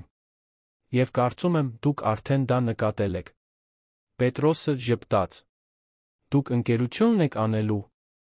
Էդվարդը նայեց Մարիամին, որը կարմրեց, բայց նույնպես ժպտաց։ Այո։ Անելու ենք։ Սոնան հուզված ծափ տվեց։ Ուրեմն պարոն Էդվարդը լինելու իմ հայրիկը։ Էդվարդը ոտքի կանգնեց, գնաց Սոնայի մոտ ծնկի իջավ նրա աթոռի կողքին։ Եթե դու ինձ թույլ տաս, ես մեծ սիրով կլինեմ քո հայրիկը։ Ճիշտ այնպես, ինչպես Մարի մորաքույրը մոր պես է Պետրոսի համար։ Պետրոսը նույնպես ոտքի կանգնեց, գրկեց Մարիամին։ Նա իմ սրտի մայրն է։ Մարիամը գրկեց տղային, արցունքներն այժմ ազատորեն հոսում էին։ Էդվարդը միացավ գրկախառնությանը, Սոնան նույնպես։ Չորսով այդպես գրկախառնված մնացին, կազմելով մի միասնություն, որը աշխարհի ամենաիմաստալից բանն էր։ Կարինեն, որը ամեն ինչ դիտում էր խոհանոցի դռնից, սեփական աչքերը սրբեց գոգնոցով։ Փառք Աստծո։ Արդեն ժամանակն էր։ Այն լուրը, որ Էդվարդ Մելիքյանը հարաբերությունների մեջ է տնային կառավարչուհու հետ, երկար չուշացավ տարածվելուց։ Սկզբում հյուրանոցի աշխատակիցների, հետո սոցիալական շրջանակների, հետո հայտնիների գործարարների մասին գրող մամուլում։ Վերնագրերը տատանվում էին ռոմանտիկից մինչ սկանդալային։ Որոշ լրատվամիջոցներ ներկայացնում էին որպես սոցիալական արգելքները հաղթահարող սիրո գեղեցիկ պատմություն։ Մյուսները ակնարկում էին, որ Մարիամը պատեհապաշտ է, որը գայթակղել է հարուստ տիրոջը։ Մարիամը փորձում էր անտեսել, բայց դժվար էր։ Մի անգամ սուպերմարկետում Սոնայի հետ մի կին ճանաչեց նրան, բավական բարձր մեկնաբանություն արեց, որպեսզի նա լսի։ Նայեք այնտեղ։ Հավաքարարը, որի բախտը բերեց։ Գրազ եմ գալիս, որ ամեն ինչ լավ ծրագրել է։ Սոնան լիովին չհասկացավ, բայց զգաց, որ դա վատ բան է, ամուր սեղմեց մոր ձեռքը։ Մարիամը գլուխը բարձր պահեց, շարունակեց քայլել։ Նա ոչ ոքի բացատրություն պարտական չէր։ Էդվարդը նրան պաշտպանում էր, երբ հնարավոր էր։ Նա հարցազրույց տվեց մի կարևոր թերթի, պատմելով իսկական պատմությունը, թե ինչպես է Մարիամը փրկել Պետրոսի կյանքը, թե ինչպես է նա ուրախություն վերադարձրել տուն, թե ինչպես է զգացմունքը բնականորեն աճել նրանց մեջ։ Մարիամ Կոստանյանն ամենախիզախ բարի կինն է, որին երբե հանդիպել եմ։ Նա չմտածեց կանոնների մասին, երբ իմ որդին վտանգի մեջ էր։ Նա պարզապես գործեց։ Եվ ես ամեն օր երախտապարտ եմ նրան իմ Պետրոսի կյանքում ունենալու համար։ Հարցազրույցը խառը արձագանք ունեցավ։ Որոշ մարդիկ հուզվեցին պատմությունից։ Մյուսները շարունակեցին թերահավատ մնալ։ Բայց այն, ինչ իսկապես կարևոր էր, մոտեցող դատական լսումն էր։ Նշանակված օրվանից 2 շաբաթ առաջ Էդվարդի փաստաբանը, դոկտոր Ռուբենը, նրանց հետ հանդիպում անցկացրեց գործը նախապատրաստելու համար։ Դոկտոր Ռուբենը 50-անց տղամարդ էր, հետ սանրված ալեհեր մազերով, հաստ շրջանակով ակնոցով խոսելու ուղիղ ձով, որը վստահություն էր ներշնչում։ Մենք պետք է ազնիվ լինենք ամեն ինչում։ Դատավորը դժվար հարցեր է տալու։ Դիանայի փաստաբանը կփորձի ձեզ ներկայացնել որպես անպատասխանատուներ։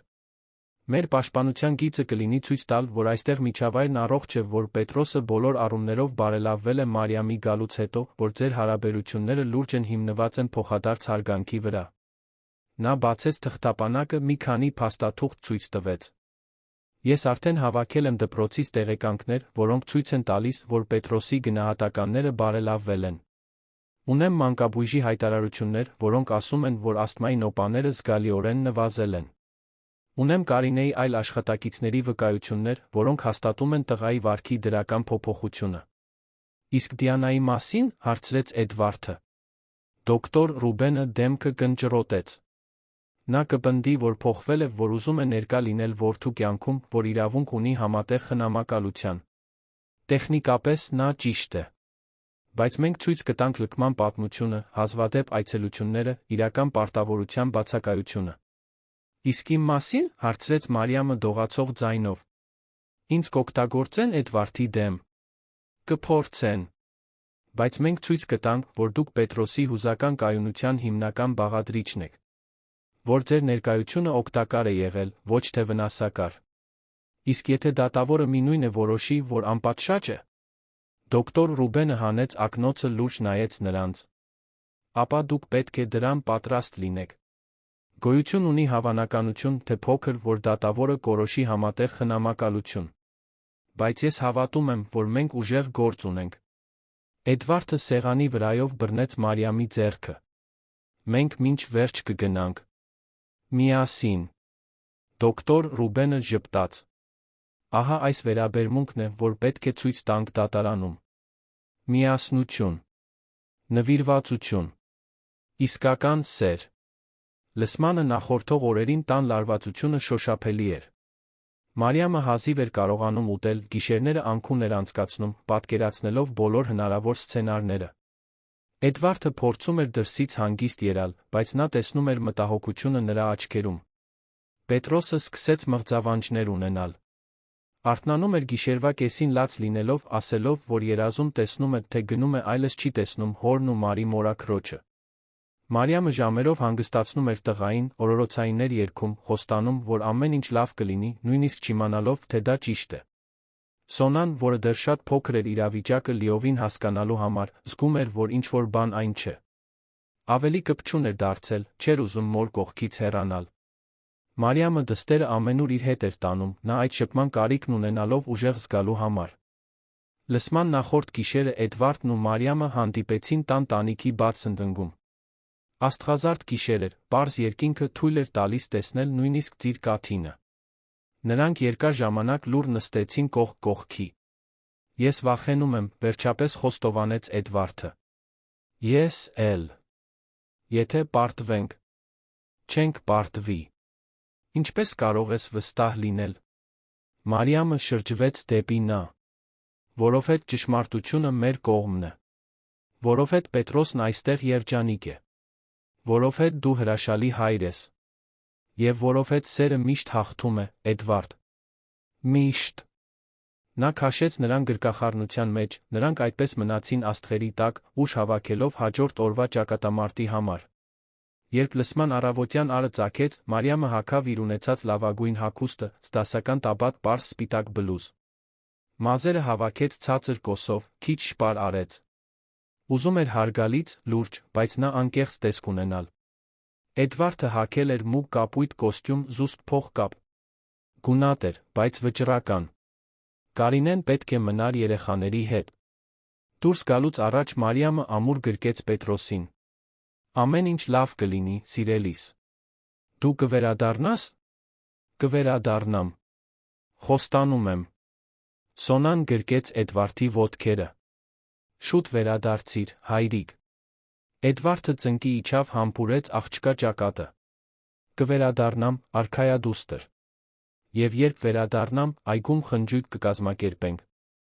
Երեխաները թափահարեցին պատուհանից, երբ մեքենան հեռացավ։ Մարիամը հետ նայեց, զգաց սրտի սեղմոցը։ Պետք է ստացվեր։ Պարզապես պետք է ստացվեր։ Դատարանը Երանի կենտրոնում գտնվող մի վեհաշուկ շենք էր։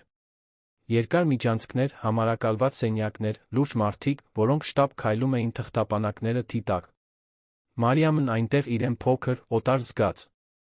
Դոկտոր Ռուբենը նրանց հանդիպեց դատական նիստերի դահլիճի դռան մոտ։ Պատրաստ եք։ Պատրաստ ենք, պատասխանեց Էդվարդը, ամուր բռնելով Մարիամի ձեռքը։ Ուրեմն եկեք ցույց տանք ճշմարտությունը։ Նրանք մտան դահլիճ։ Մյուս կողմում, նրբագեղ կեցվածքով նստած, Դիանան էր։ Նա հագել էր թանկարժեք զգեստ, զուսպ, բայց թանկարժեք զարդեր, անթերի շպար։ Նրա կողքին խիստ տեսքով մի փաստաբան թերթում էր փաստաթղթերը։ Երբ Դիանան տեսավ Մարիամին Էդվարդին ձեռքի տված, դեմքը ծամածրվեց վատ թաքցրած արամարանքի արտահայտությամբ։ Բայց արագ վերականգնեց մտահոգ մոր դիմակը։ Դատավորը մտավ, բոլորը ոտքի կանգնեցին։ Նա միջին տարիքի, հոգնած տեսքով, բայց ուշադիր հայացքով տղամարդ էր։ Նստեց, ուղեց ակնոցը, բացեց գործը։ Դե ինչ, սկսենք։ Սա համատեղ խնամակալության հայց է, որը ներկայացվել է տիկին Դիանա Թավադյանի կողմից անչափահաս Պետրոս Մելիքյանի վերաբերյալ։ Նախ կցանկանայի լսել հայցվորին։ Եվ այսպես սկսվեց ճակատամարտը, որը պետք է որոշեր նրանց բոլորի ապագան։ Գլուխ 4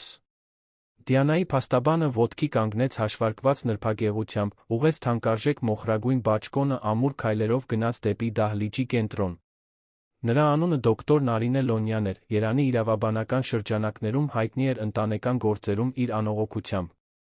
Նա բացեց թղթապանակը, սկսեց խոսել պարզ ու իշխանական ձայնով։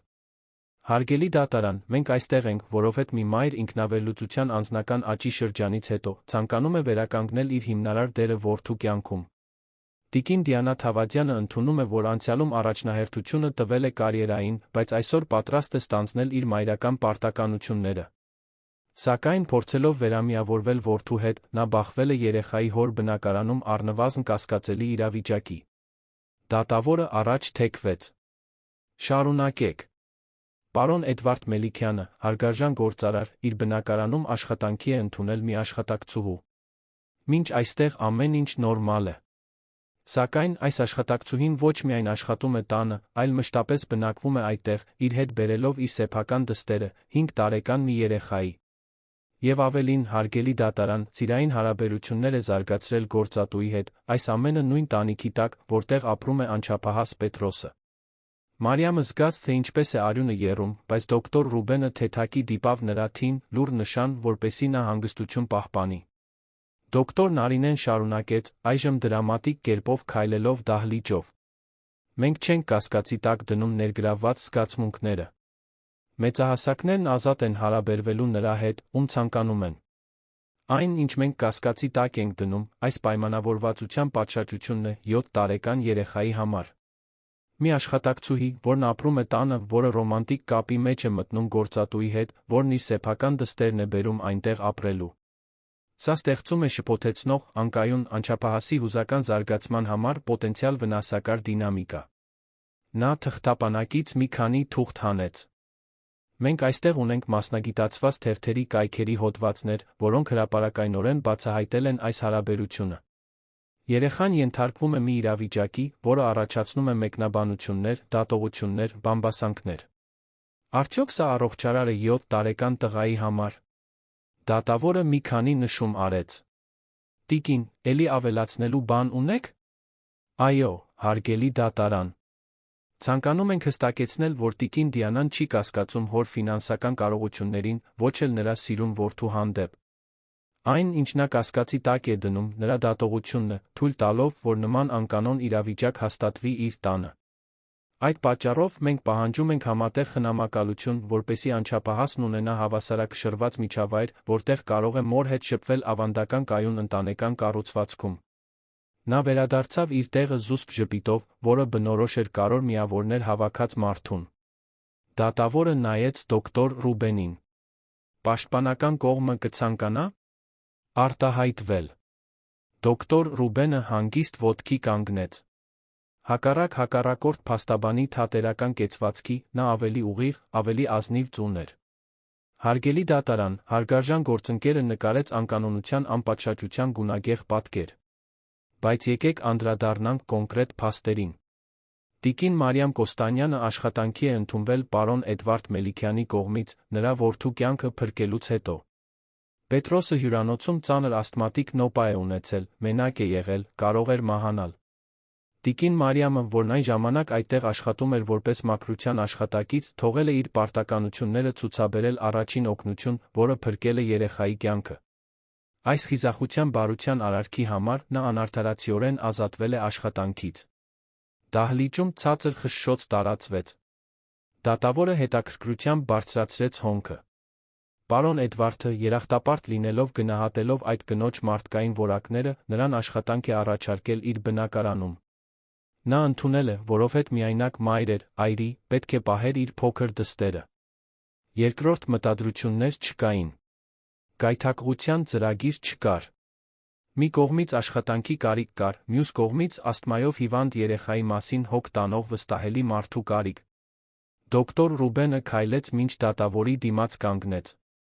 Ինչ վերաբերում է նրանց միջ զարգացած հարաբերություններին, հարգելի դատարան, դա տեղի է ունեցել բնականon կերպով, ամիսների համատեղ կյանքի ընթացքում, հիմնված փոխադարձ հարգանքի, ընդհանուր արժեքների անկեղծ հոգատարության վրա։ Մեծահասակները սիրահարվում են։ Դա մարդկային է։ Դա նորմալ է։ Եվ հեռու լինելով անչափահասի համար վնասակար լինելուց, այս հարաբերությունները անգնահատելի օգուտներ են բերել նրա կյանքին։ Նա բացեց իր թղթապանակը, մի քանի փաստաթուղթ հանեց։ Ես այստեղ ունեմ դպրոցից տեղեկանքներ, որոնք ցույց են տալիս, որ տիկին Մարիամի ժամանումից հետո Պետրոսի գնահատականները զգալիորեն բարելավվել են։ Ունեմ բժշկական եզրակացություններ, որոնք հաստատում են, որ ասթմայի նոպաները, որոնք նախկինում հաճախակի ծանր էին, կտրուկ նվազել են։ Ունեմ ուսուցիչների, մանկաբույժի, տան աշխատակիցների վկայություններ, որոնք բոլորը մի նույն բանն են ասում. Պետրոսն ավելի երջանիկ, ավելի վստահ, ավելի առողջ երեխա է։ Նա փաստաթղթերը տվեց դատավորին, որը սկսեց ուշադրությամբ թերթել դրանք։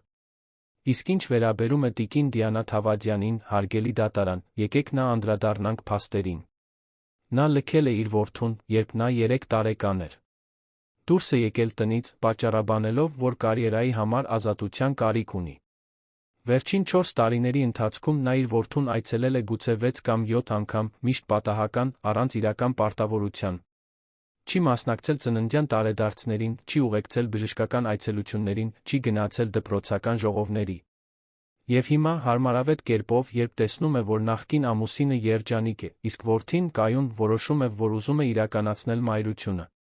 Դոկտոր Նարինեն կտրուկ ոտքի կանգնեց։ Բողոքում եմ, հարգելի դատարան։ Սա անձնական հարձակում է իմ պաշտպանյալի վրա։ Դատավորը ձեռքը բարձրացրեց։ Բողոքը մերժված է։ Սրանք գործին վերաբերող փաստեր են։ Շարունակեք, դոկտոր Ռուբեն։ Մենք չենք ասում, որ տիկին Դիանան չի կարող փոխվել, հարգելի դատարան։ Մարդիկ փոխվում են։ Բայց իրական փոփոխությունն ապացուցվում է հետողական գործողություններով, ոչ թե վիրավորված հպարտությունից դրդված դատական հայցերով։ Եվ արդար չէ երեխային օգտագործել որպես խաղաքար փառասիրության խաղում։ Դոկտոր Ռուբենը վերադարձավ իր տեղը, նստեց Էդվարդի Մարիամի կողքին։ Դատավորը լուրս մի քանի նշում արեց։ Դահլիճի լարվածությունը գրեթե շոշափելի էր։ Վերջապես, դատավորը խոսեց։ Կցանկանայի լսել պարոն Էդվարդ Մելիքյանին։ Էդվարդը ոտքի կանգնեց։ Ձեռքերը թեթակի դողում էին, բայց ձայնը հնչեց ամուր, երբ սկսեց խոսել։ Հարգելի դատարան, ես անկատար հայր եմ։ Չափազանց շատ եմ աշխատել, չափազանց շատ եմ բացակայել, փորձել եմ իմ բացակայությունը փոխհատուցել նյութական իրերով։ Երբ կինս գնաց, ես մոլորվեցի։ Չգիտեի, ինչպես միայնակ հայր լինել։ Շարունակեցի թաքնվել աշխատանքի մեջ, որդուս թողնելով հմուտ աշխատակիցների խնամքին, որոնք, սակայն, ընդամենը դա էին աշխատակիցներ։ Նա խորը շունչ քաշեց։ Երբ Պետրոսն այդ նոպան ունեցավ հյուրանոցում քիչ մնաց մահանար, դա ցնցում էր։ Հասկացա, որ կարող եմ նրան ցանկացած պահի կորցնել, որ ես իրականում ներկա էլ չէի նրա կյանքում։ Երբ իմացա, որ մի համեստ աշխատակցուհի փրկել է իմ որդուն դրա համար աշխատանքից ազատվել, խորը ամոթ զգացի։ Նա արեց այն, ինչ ճիշտ էր, առանց հետանքների մասին մտածելու, մինչդեռ ես, որն աշխարհի բոլոր ռեսուրսներն ունեի, այնտեղ էլ չէի, երբ որդիս կարիք ուներ։ Նրա ձայնը մի փոքր դողաց, բայց նա շարունակեց. Ես աշխատանք առաջարկեցի Մարիամին, որովհետև նրա մեջ հազվագյուտ բան տեսա, անկեղծ բարություն։ Եվ ճիշտ էի։ Նա փոխեց իմ տունը։ Փոխեց իմ որդուն։ Եվ փոխեց նա ինձ։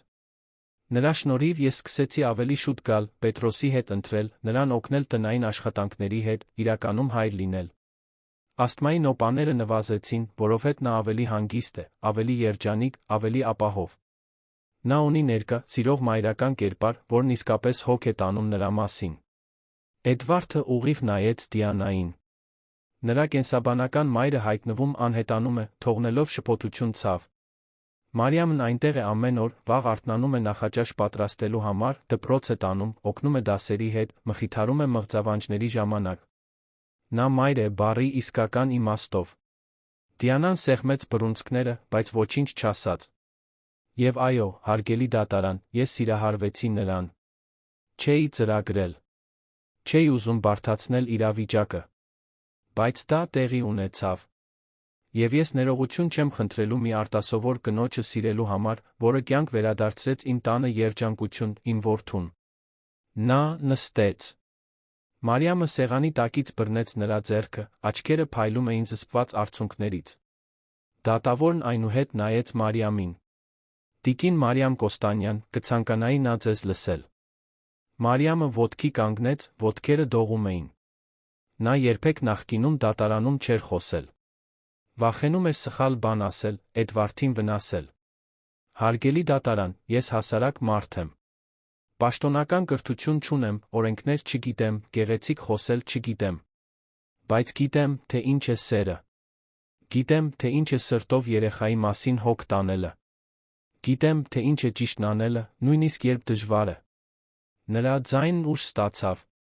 Երբ ես տեսա Պետրոսին խեղդվելիս այն միջանցքում, չմտածեցի, դա իմ գործառույթն է, թե ոչ։ Մտածեցի, որ դա օգնության կարիք ունեցող երեխա է։ Օգտագործեցի այն, ինչ սովորել էի իմ ամուսնու մասին հոգ տանելիս, որը նույնպես ասթմա ուներ։ Փրկեցի տղային, որովհետև դա ճիշտ բանն էր։ Ինձ աշխատանքից ազատեցին, մնացի առանց ոչնչի, բայց չեմ զղջում։ 1000 անգամ նորից կանեի։ Նա սրբեց մի արցունք, որը դուրս պրծավ։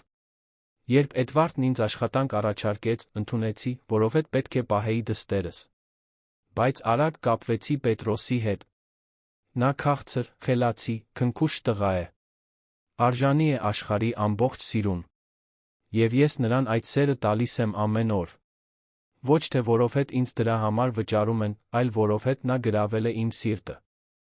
Մարիամը նայեց Էդվարդին։ Եվ նրա հայրը նույնպես գրավել է։ Ոչ փողի, ոչ առանձնատան համար։ Այլ այն ձի համար, որով նա ջանում է ավելի լավը լինել, այն ձի համար, որով նա սիրում է իր որդուն, այն ձի համար, որով նա ինձ հետ վարվում է հարգանքով արժանապատվությամբ։ Ես գիտեմ, որ մեր պատմությունը տարբեր է, որ մարդիկ դատում են։ Բայց կարևորն այն է, որ մենք ընտանիք ենք։ Մի ընտանիք, որն ընտրել է միմյանց, որը հոգ է տանում միմյանց մասին, որը սիրում է միմյանց։ Նա նստեց, դողալով։ Դոկտոր Ռուբենը նրան քաջալերող ժպիտ տվեց։ Դատավորս մի քանի նշում արեց։ Հետո ասաց մի բան, որը բոլորի սրտերը կանգնեցրեց։ Կցանկանայի խոսել անչափահասի հետ։ Բերեք Պետրոս Մելիքյանին։ Մարիամն ու Էդվարդը տագնապով նայեցին միմյանց։ Չէին սպասում, որ դատավորը կցանկանա լսել երեխային։ Մի դատական կարգադրիչ դուրս եկավ րոպեներ անց վերադարձավ Պետրոսի հետ։ Տղան դահլիճ մտավ Կարինեի ձեռքը բռնած, որը նրա հետ էր եկել։ Նրա լայն բացված աչքերը սահեցին դահլիճով, մինչ գտան հորն ու Մարի մորաքրոջը։ Նա վազեց դեպի նրանց։ Հայրիկ։ Մարի մորաքույր։ Էդվարդը ամուր գրկեց նրան։ Ամեն ինչ կարգին է, որդիս։ Դատավորը պարզապես ուզում է քեզ հետ մի փոքր զրուցել։ Պետրոսը վախի հետաքրքրության խառնուրդով նայեց դատավորին։ Դատավորը բարյացակամ ժպտաց։ Բար, Պետրոս։ Պետք չէ վախենալ։ Ես պարզապես ուզում եմ քեզ մի քանի հարց տալ։ Լավ։ Պետրոսը նայեց հորը, որը քաջալերող գլխով արեց։ Հետո տղան գլխով համաձայնեց։ Գիտես, ինչու ես այստեղ։ Կարծում եմ, Դիանա մայրիկի պատճառով։ Ճիշտ է։ Մայրդ ուզում է ավելի շատ ժամանակ անցկացնել քեզ հետ։ Ինչ ես մտածում դրա մասին։ Պետրոսը մի պահ լուռ մնաց, մտածելով։ Նա իմ մայրն է։ Ես նրան սիրում եմ։ Բայց նա միշտ գնում է։ Նա գալիս է, ինձ նվեր է տալիս, լուսանկարվում նորից անհետանում։ Ես տխրում եմ, երբ նա գնում է։ Իսկ ինչպես ես քեզ զգում տանը, հորդ հետ։ Պետրոսի դեմքը լուսավորվեց։ Ես երջանիկ եմ։ Հայրս հիմա ամեն օր ինձ հետ է ընթրում։ Ինձ օգնում է դասերիս հետ։ Մենք միասին վիդեոխաղ ենք խաղում։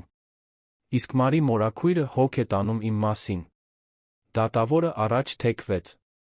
Պատմիր ինձ Մարի մորաքրոջ մասին։ Պետրոսը ժպտաց այն լայն, մանկական ժպիտով։ Նա իմ կյանքը փրկեց։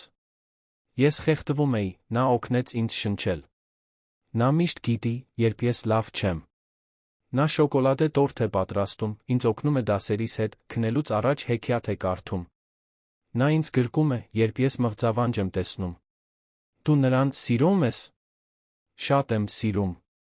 Նա իսկական մոր պես է։ Մի մայր, որը չի հեռանում։ Այս խոսքերը հարվածի պես ստիպան Դիանային։ Նա դեմքը ծածկեց ձեռքերով։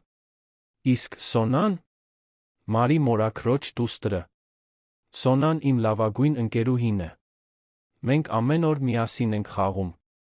Նա իմ քրոջ պես է։ Ես էլ եմ նրա մասին հոգ տանում։ Դատավորը ժպտաց։ Դու շատ երջանիկ տղայի տպավորություն ես թողնում, Պետրոս։ Այդպես է։ Չեմ ուզում, որ որևէ բան փոխվի։ Ինձ դուր է գալիս իմ ընտանիքն այնպես, ինչպես կա։ Շնորհակալ եմ, Պետրոս։ Կարող ես վերադառնալ հորդ մոտ։ Պետրոսը վազեց, Էդվարդը նրան իր գիրկն առավ, ամուր գրկելով։ Մարիամը ձեռքը տարավ տղայի մազերի միջով, աչքերը լի արցունքներով։ Դատավորը նայեց Դիանային։ Տիկին, կցանկանաք արտահայտվել։ Դիանան դանդաղ ոտքի կանգնեց։ Նրա ինքնատիրապետման դիմակը ճաքել էր։ Աչքերում արցունքներ կային։ Ես չգիտեմ ինչ ասել, հարգելի դատարան։ Ես լսեցի, թե ինչպես որդիս ասաց, որ ես այն մայրն եմ, որը գնում է։ Եվ նա ճիշտ է։ Նրա ձայնը դողաց։ Ես լքել եմ իմ որդուն։ Ոչ ֆիզիկապես, ես նրան փողոցում չեմ թողել։ Բայց հուզականորեն, այո։ Ես առաջնահերթությունը տվել եմ իմ կարիերային, իմ ազատությանը, իմ կյանքին։ Եվ երբ փորձեցի վերադառնալ, արդեն ուշ էր։ Նա արդեն գտել էր մեկ ուրիշին, իմ թողած դատարկությունը լրացնելու համար։ Նա նայեց Մարիամին։ Ես այստեղ եկել էի, պատրաստ քեզ ոչնչացնելու։ Քեզ ներկայացնելու որպես շահամոլ, օգտվող։ Բայց ճշմարտությունն այն է, որ դու արել ես այն, ինչ ես պետք է անեի։ Դու հոգ ես տարել իմ որդու մասին։ Դու նրան սիրել ես։ Եվ նա քեզ է սիրում։ Դիանան սրբեց արցունքները։ Ես արժանի չեմ խնամակալության, հարգելի դատարան։ Ես նույնիսկ համատեղ խնամակալության արժանի չեմ։ Որդիս ավելի լավ է այնտեղ, որտեղ կա։ Հոր հետ, որը վերջապես արթնացել է կյանքի համար։ Եվ այն կնոջ հետ, որն իսկապես մայր է նրա համար։ Դահլիճի լռությունը բացարձակ էր։ Դոկտոր Նարինեն փորձեց միջամտել։ Դիանա, մենք պետք է խոսենք, նախքան։ Դիանան գլուխը թափահարեց։ Ոչ։ Հերիք է։ Ես հոգնել եմ ծածնելուց, ինքս ինձ ստելուց։ Ես հետ եմ վերցնում խնամակալության հայցը։ Դատավորը դադար տվեց։ Տիկին, վստահ եք դրանում։ Այո։ Տարիների մեջ առաջին անգամ մի բանում վստահ եմ։ Որդիս արժանի է երջանիկ լինելու։ Եվ նա երջանիկ է նրանց հետ։ Դատավորը դանդաղ գլխով արեց։ Շատ լավ։ Հաշվի առնելով անչափահասի վկայությունը, պաշտպանական կողմի ներկայացրած եզրակացությունները, այժմ հայցվորի հրաժարումը, մերժում եմ համատեղ խնամակալության հայցը։ Խնամակալությունը մնում է բացառապես հոր Էդվարդ Մելիքյանի հետ, մոր համար սահմանված այցելությունների իրավունքով, կողմերի միջ համաձայնությամբ։ Նա մուրճով հարվածեց։ Գործը փակված է։ Մարիամը լաց եղավ։ Էդվարդը ամուր գրկեց նրան, Պետրոսը նրանց միջ։ Դահլիճի մյուս կողմում Դիանան նրանց դիտում էր տխրության թեթության խառնուրդով։ Դուրս գալուց առաջ նա մոտեցավ։ Լավ հոգ տար նրա մասին, ցածրաձայն ասաց նա Մարիամին։ Եվ շնորհակալ եմ, որ արեցիր այն, ինչ ես չկարողացա։ Մարիամը չգիտեր, ինչ պատասխանել։ Պարզապես գլխով արեց։ Դիանան շոյեց Պետրոսի մազերը։ Կփորձեմ ավելի լավը լինել, սիրելիս։ Կփորձեմ գոնե մի մայր լինել, որը ժամանակ առ ժամանակ հայտնվում է, առանց խնդիրներ ստեղծելու։ Պետրոսը գրկեց նրան։ Լավ, մամ։ Եվ հետո Դիանան գնաց, թողնելով որդուն այն կյանքը, որը նա ընտրել էր լքել։ Դատարանից դուրս, կեսօրվա ուժեղ արի տակ, Էդվարդը կանգ առավ, շրջվեց դեպի Մարիամը։ Նրա ձեռքերը վերցրեց իր ձեռքերի մեջ։ Մարիամ Կոստանյան, դուք իմ որդուն 2 անգամ փրկեցիք։ Առաջին անգամ, երբ նա խեղդվում էր։ Եվ հետո ամեն օր, նրան տալով սեր, անվտանգություն, ընտանիք։ Եվ փրկեցիք նա ինձ։ Ինձ հիշեցրիք, որ աշխատանքից դուրս կյանք կա։ Որ սեր կա, երջանկություն, ընտանիք։ Մարդիկ անցնում էին շուրջ բոլորը, հետաքրքրասեր, ոմանք ճանաչում էին հայտնի գործարարին։ Բայց Էդվարդին դա չհետաքրքրեց։ Ես քեզ սիրում եմ։ Եվ ուզում եմ, որ դու հավերժ իմ կողքին լինես։ Ոչ որպես աշխատակցուհի, ոչ որպես ընկերուհի։ Որպես կին։ Կամուսնանաս ինձ հետ։ Մարիամը զգաց, թե ինչպես են ոտքերը թուլանում։ Պետրոսը, որը կողքին էր, սկսեց ուրախությունից ցատկոտել։ Ասա այո, Մարի մորաքույր։ Ասա այո։ Մարիամը նայեց այն տղամարդուն, որը փոխել էր իր կյանքը, այն տղային, որը գրավել էր իր սիրտը, ժպտաց արցունքների միջից։ Այո։ 1000 անգամ այո։ Էդվարդը համբուրեց նրան հենց այնտեղ, բոլորի առջ։ Եվ երկար ժամանակվա մեջ առաջին անգամ նրանցից ոչ մեկին չհետաքրքրեց, թե ինչ են մտածում ուրիշները։ 6 ամիս անց, մի արոտ գարնանային շաբաթ օրը, Մելիքյանների առանձնատանը տոն էր։ Այգում խորան էին տեղադրել, շրջապատված սպիտակ վարդերով, կապույտ հորտենզիաներով։ Ժապավեններով զարդարված աթոռները 2 շարք էին կազմում, որոնք արդեն զբաղեցված էին աշխույժ զրուցող հյուրերով։ Կարինեն վազվզում էր այս ու այն կողմ, ստուգելով, թե արդյոք ամեն ինչ կատարյալ է։ Դոկտոր Ռուբենը զրուցում էր հրավիրված փաստաբաններից մի քանիսի հետ։ Հյուրանոցի աշխատակիցներ, ընկերներ, մի քանի հեռավոր հարազատներ, բոլորը սպասում էին հարսնացուին։ Գլխավոր ննջասենյակում Մարիամը նայում էր հայելուն, հազիվ էր ճանաչում սեփական պատկերը։ Զգեստը պարզ, բայց նրբագեղ էր, սպիտակ ժանյակից, սահուն իջնում էր մինչ բոբիկ ոտքերը։ Նա որոշել էր կոշիկներ չհագնել, ուզում էր զգալ խոտը ոտքերի տակ, երբ քայլեր դեպի խորան։ Մազերը բաց էին, փափուկ ալիքներով իջնում էին ուսերին, որոնց միջ փոքրիկ սպիտակ ծաղիկներ էին հյուսված։ Սոնան, հագած բաց վարդագույն զգեստով ծաղիկներ նետող աղջկա դերում, ոգորված ցատկոտում էր մոր շուրջը։ Մայրիկ, դու արքայադստեր պես գեղեցիկ ես։ Մարիամը ծնկի իջավ, գրկեց դստերը։ Իսկ դու Փերիի պես գեղեցիկ ես։ Պատրաստ ես թերթիկները նետելու։ Լիովին պատրաստ։ Դուռը մեղմ թակեցին, ներս մտավ Պետրոսը, հագած փոքրիկ կոստյում, ձեռքին սպիտակ բարձիկ, ամուսնական մատանիներով։ Նա կանգ առավ, լայն բացեց աչքերը։ Մարի մորաքույր, դու շատ գեղեցիկ ես։ Մարիամը զգաց, թե ինչպես են աչքերը հուզմունքից այրվում։ Շնորհակալ եմ, սիրելիս։ Դու էլ ես շատ գեղեցիկ։ Պետրոսը մոտեցավ, հանկարծ լրջացած։ Այսօրվանից հետո կարող եմ քեզ մայրիկ կանչել։ Մարիամը տղային քաշեց ամուր գրկախառնության մեջ։ Դու կարող ես ինձ կանչել այնպես, ինչպես ուզում ես, որդիս։ Որովհետև դու ինձ համար հենց դա ես։ Իմ սրտի որդին։ Ներքում սկսեց հնչել երաժշտությունը։ Ժամանակն էր։ Մարիամը դանդաղ իջավ աստիճաններով, Սոնան արջից վարդի թերթիկներ էր նետում, իսկ Պետրոսը կողքից տանում էր մատանիները։ Հյուրերը ոտքի կանգնեցին։ Բայց նրա աչքերը միայն այն տղամարդու վրա էին, որը սպասում էր նրան խորանի մոտ։ Էդվարդը հիասքանչ տեսք ուներ բաց մոխրագույն կոստյումով, աչքերը հառած նրան, հուզմունքից փայլում էին։ Երբ նա հասավ նրա կողքին, նա բռնեց նրա ձեռքերը շշնջաց. «Դու ամենագեղեցիկ կինն ես, որին երբե տեսել եմ»։ Արարողության վարողը սկսեց արարողությունը, բայց Մարիամը հազիվ էր լսում խոսքերը։ Նա լիովին ընկղմված էր այդ պահի մեջ, Էդվարդի ձեռքերի զգացողության, առաջին շարքում նստած Պետրոսի Սոնայի ժպիտի, Կարինեի արցունքոտ աչքերի, ծաղիկները շարժող մեղմ զեփյուռի մեջ։ Երբ հասավ ուխտերի ժամանակը, Էդվարդը խոսեց առաջինը. «Մարիամ, դու մտար իմ կյանք այն պահին, երբ ես ամենաշատը կարիք ունեի, նույնիսկ առանց իմանալու։ Փրկեցիր իմ որդուն, փրկեցիր իմ տունը, փրկեցիր ինձ։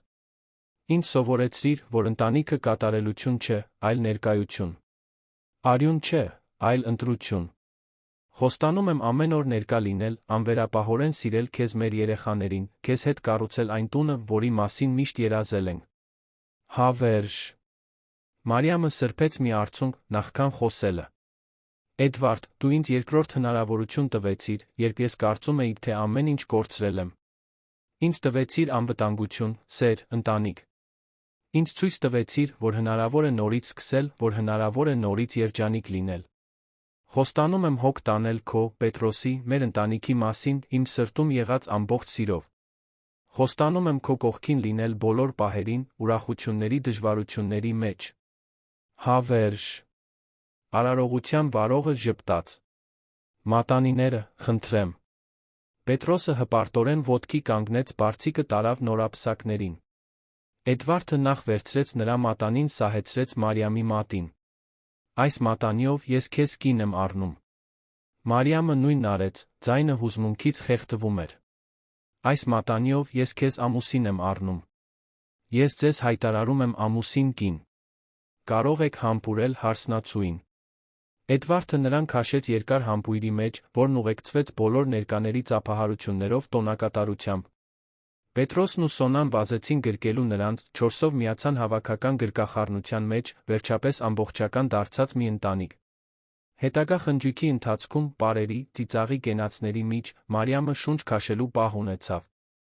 Նա շուրջը նայեց, տեսավ Էդվարդին, որը պարում էր Սոնային գրկած, Պետրոսին, որը այգում վազվզում էր այլ երեխաների հետ, Կարինեին, որը հսկայական ժպիտով տորթ էր մատուցում։ 1 տարի առաջ նա գործազուրկ, հուսահատ հավաքարար էր, նստած այգու նստարանին, չիմանալով, թե ինչ անել։ Այսօր նա կին էր, 2 երեխաների մայր, մի ընտանիքի մաս, որը փոխադարձաբար ընտրել էր միմյանց։ Էդվարդը մոտեցավ նրան, բարի հրավիրեց. «Ինչի՞ մասին եք մտածում, տիկին Մելիքյան»։ Մարիամը ժպտաց. «Տիկին Մելիքյան, դեռ երազ էր թվում։ Մտածում եմ, թե ինչպես է կյանքն արագ փոխվում։ Թե ինչպես կարող է բարության մեկ արարքը փոխել ամեն ինչ։ Դու էիր, որ ասացիր, թե սերը միշտ հաղթում է։ Եվ հաղթեց, այնպես չէ՞։ Այո, հաղթեց»։ Նրանք պարեցին երկնքում սկսվող աստղերի տակ, շրջապատված իրենց սիրելիներով, իմանալով, որ կառուցել են թանկարժեք իսկական մի բան։ 3 ամիս անց, մի երեքշաբթի առավոտյան, ամբողջ ընտանիքը գնաց նոտարական գրասենյակ։ Մարիամն ու Էդվարդը դիմել էին Էդվարդի կողմից Սոնայի, Մարիամի կողմից Պետրոսի պաշտոնական որդեգրման համար։ Դատավորը, պատահաբար նույնը, որը նախագահել էր խնամակալության լսումը, ժպտաց, տեսնելով նրանց։ Միշտ էլ հաճելի է տեսնել, որ պատմությունը լավ է ավարտվում։ Հազվադեպ եմ տեսնում ձեր նման միասնական ընտանիք։ Նա ստորագրեց փաստաթղթերը, հանձնեց վկայականները։ Այժմ դուք պաշտոնապես ընտանիք եք, օրենքի բոլոր իմաստներով։ Պետրոսն ու Սոնան, որոնք նախկինում միայն մեկ ազգանուն ունեին, այժմ Պետրոս Մելիքյան Կոստանյան, Սոնա Կոստանյան Մելիքյան էին։ Նույն ընտանիքը։ Նույն սերը։ Նոտարական գրասենյակից դուրս Էդվարդը գրկեց 2 երեխաներին։ Այժմ մենք պաշտոնապես 4 Մելիքյան Կոստանյան ենք։ Պետրոսը վեր նայեց. Հավերժ։ Հավերժ։ Եվ այսպես, այն հավաքարարի պատմությունը, որին անարդարացիորեն ազատել էին աշխատանքից երեխա փրկելու համար, որը դրա շնորհիվ գտավ սեր, ընտանիք, փրկություն, հասավ իր երջանիկ ավարտին։ Մարիամը սովորել էր, որ բարությունը երբեք իզուր չի անցնում, որ երկրորդ հնարավորություններ գոյություն ունեն։ որ ընտանիքն այն է, ում մենք ընտրում ենք սիրել ամեն օր։ Էդվարդը սովորել էր, որ հաջողությունը փողով չի չափվում, այլ կիսված պահերով, անկեղծ գրկախառնություններով, ընթրիքի սեղանի շուրջ ծիծաղով։ Իսկ Պետրոսն ու Սոնան սովորել էին, որ եղբայրներն ու քույրերը պարտադիր չէ, որ նույն որովայնից ծնվեն։ Նրանք պարզապես պետք է աճեն նույն սրտում։ Այդ գիշեր, նստած տան այգում, որն այժմ իսկապես տուն էր, չորսով նայում էին աստղերին։ Մարիամը բռնել էր Էդվարդի ձեռքը, մինչ Պետրոսն ու Սոնան վազվզում էին ծաղիկների մեջ, լուսատիկներ բռնելով։ Ինչ-որ բանի համար զղջո՞մ ես, հարցրեց Էդվարդը։ Ոչնչի։ Իսկ դո՞ղ։ Ոչնչի։ Միայն զղջում եմ այն տարիների համար, որոնք կորցրի, մինչ դու հայտնվեցիր։ Մարիամը գլուխը հենեց նրա ուսին։ Կարևորն այն է, որ մենք գտանք իրար։ Եվ հիմա մեր առջ ունենք մնացած կյանքը։ Մնացած կյանքը, կրկնեց Էդվարդը, համբուրելով նրա գլխի կատարը։ Ինձ դուր է գալիս, թե ինչպես է դա հնչում։ Եվ նրանք այնտեղ մնացին Երանի աստղազարդ երկնքի տակ, մի ընտանիք, որը կերտվել էր ոչ թե արյունով կամ պայմանականությամբ, այլ ընտրությամբ, քաջությամբ, իսկական սիրով։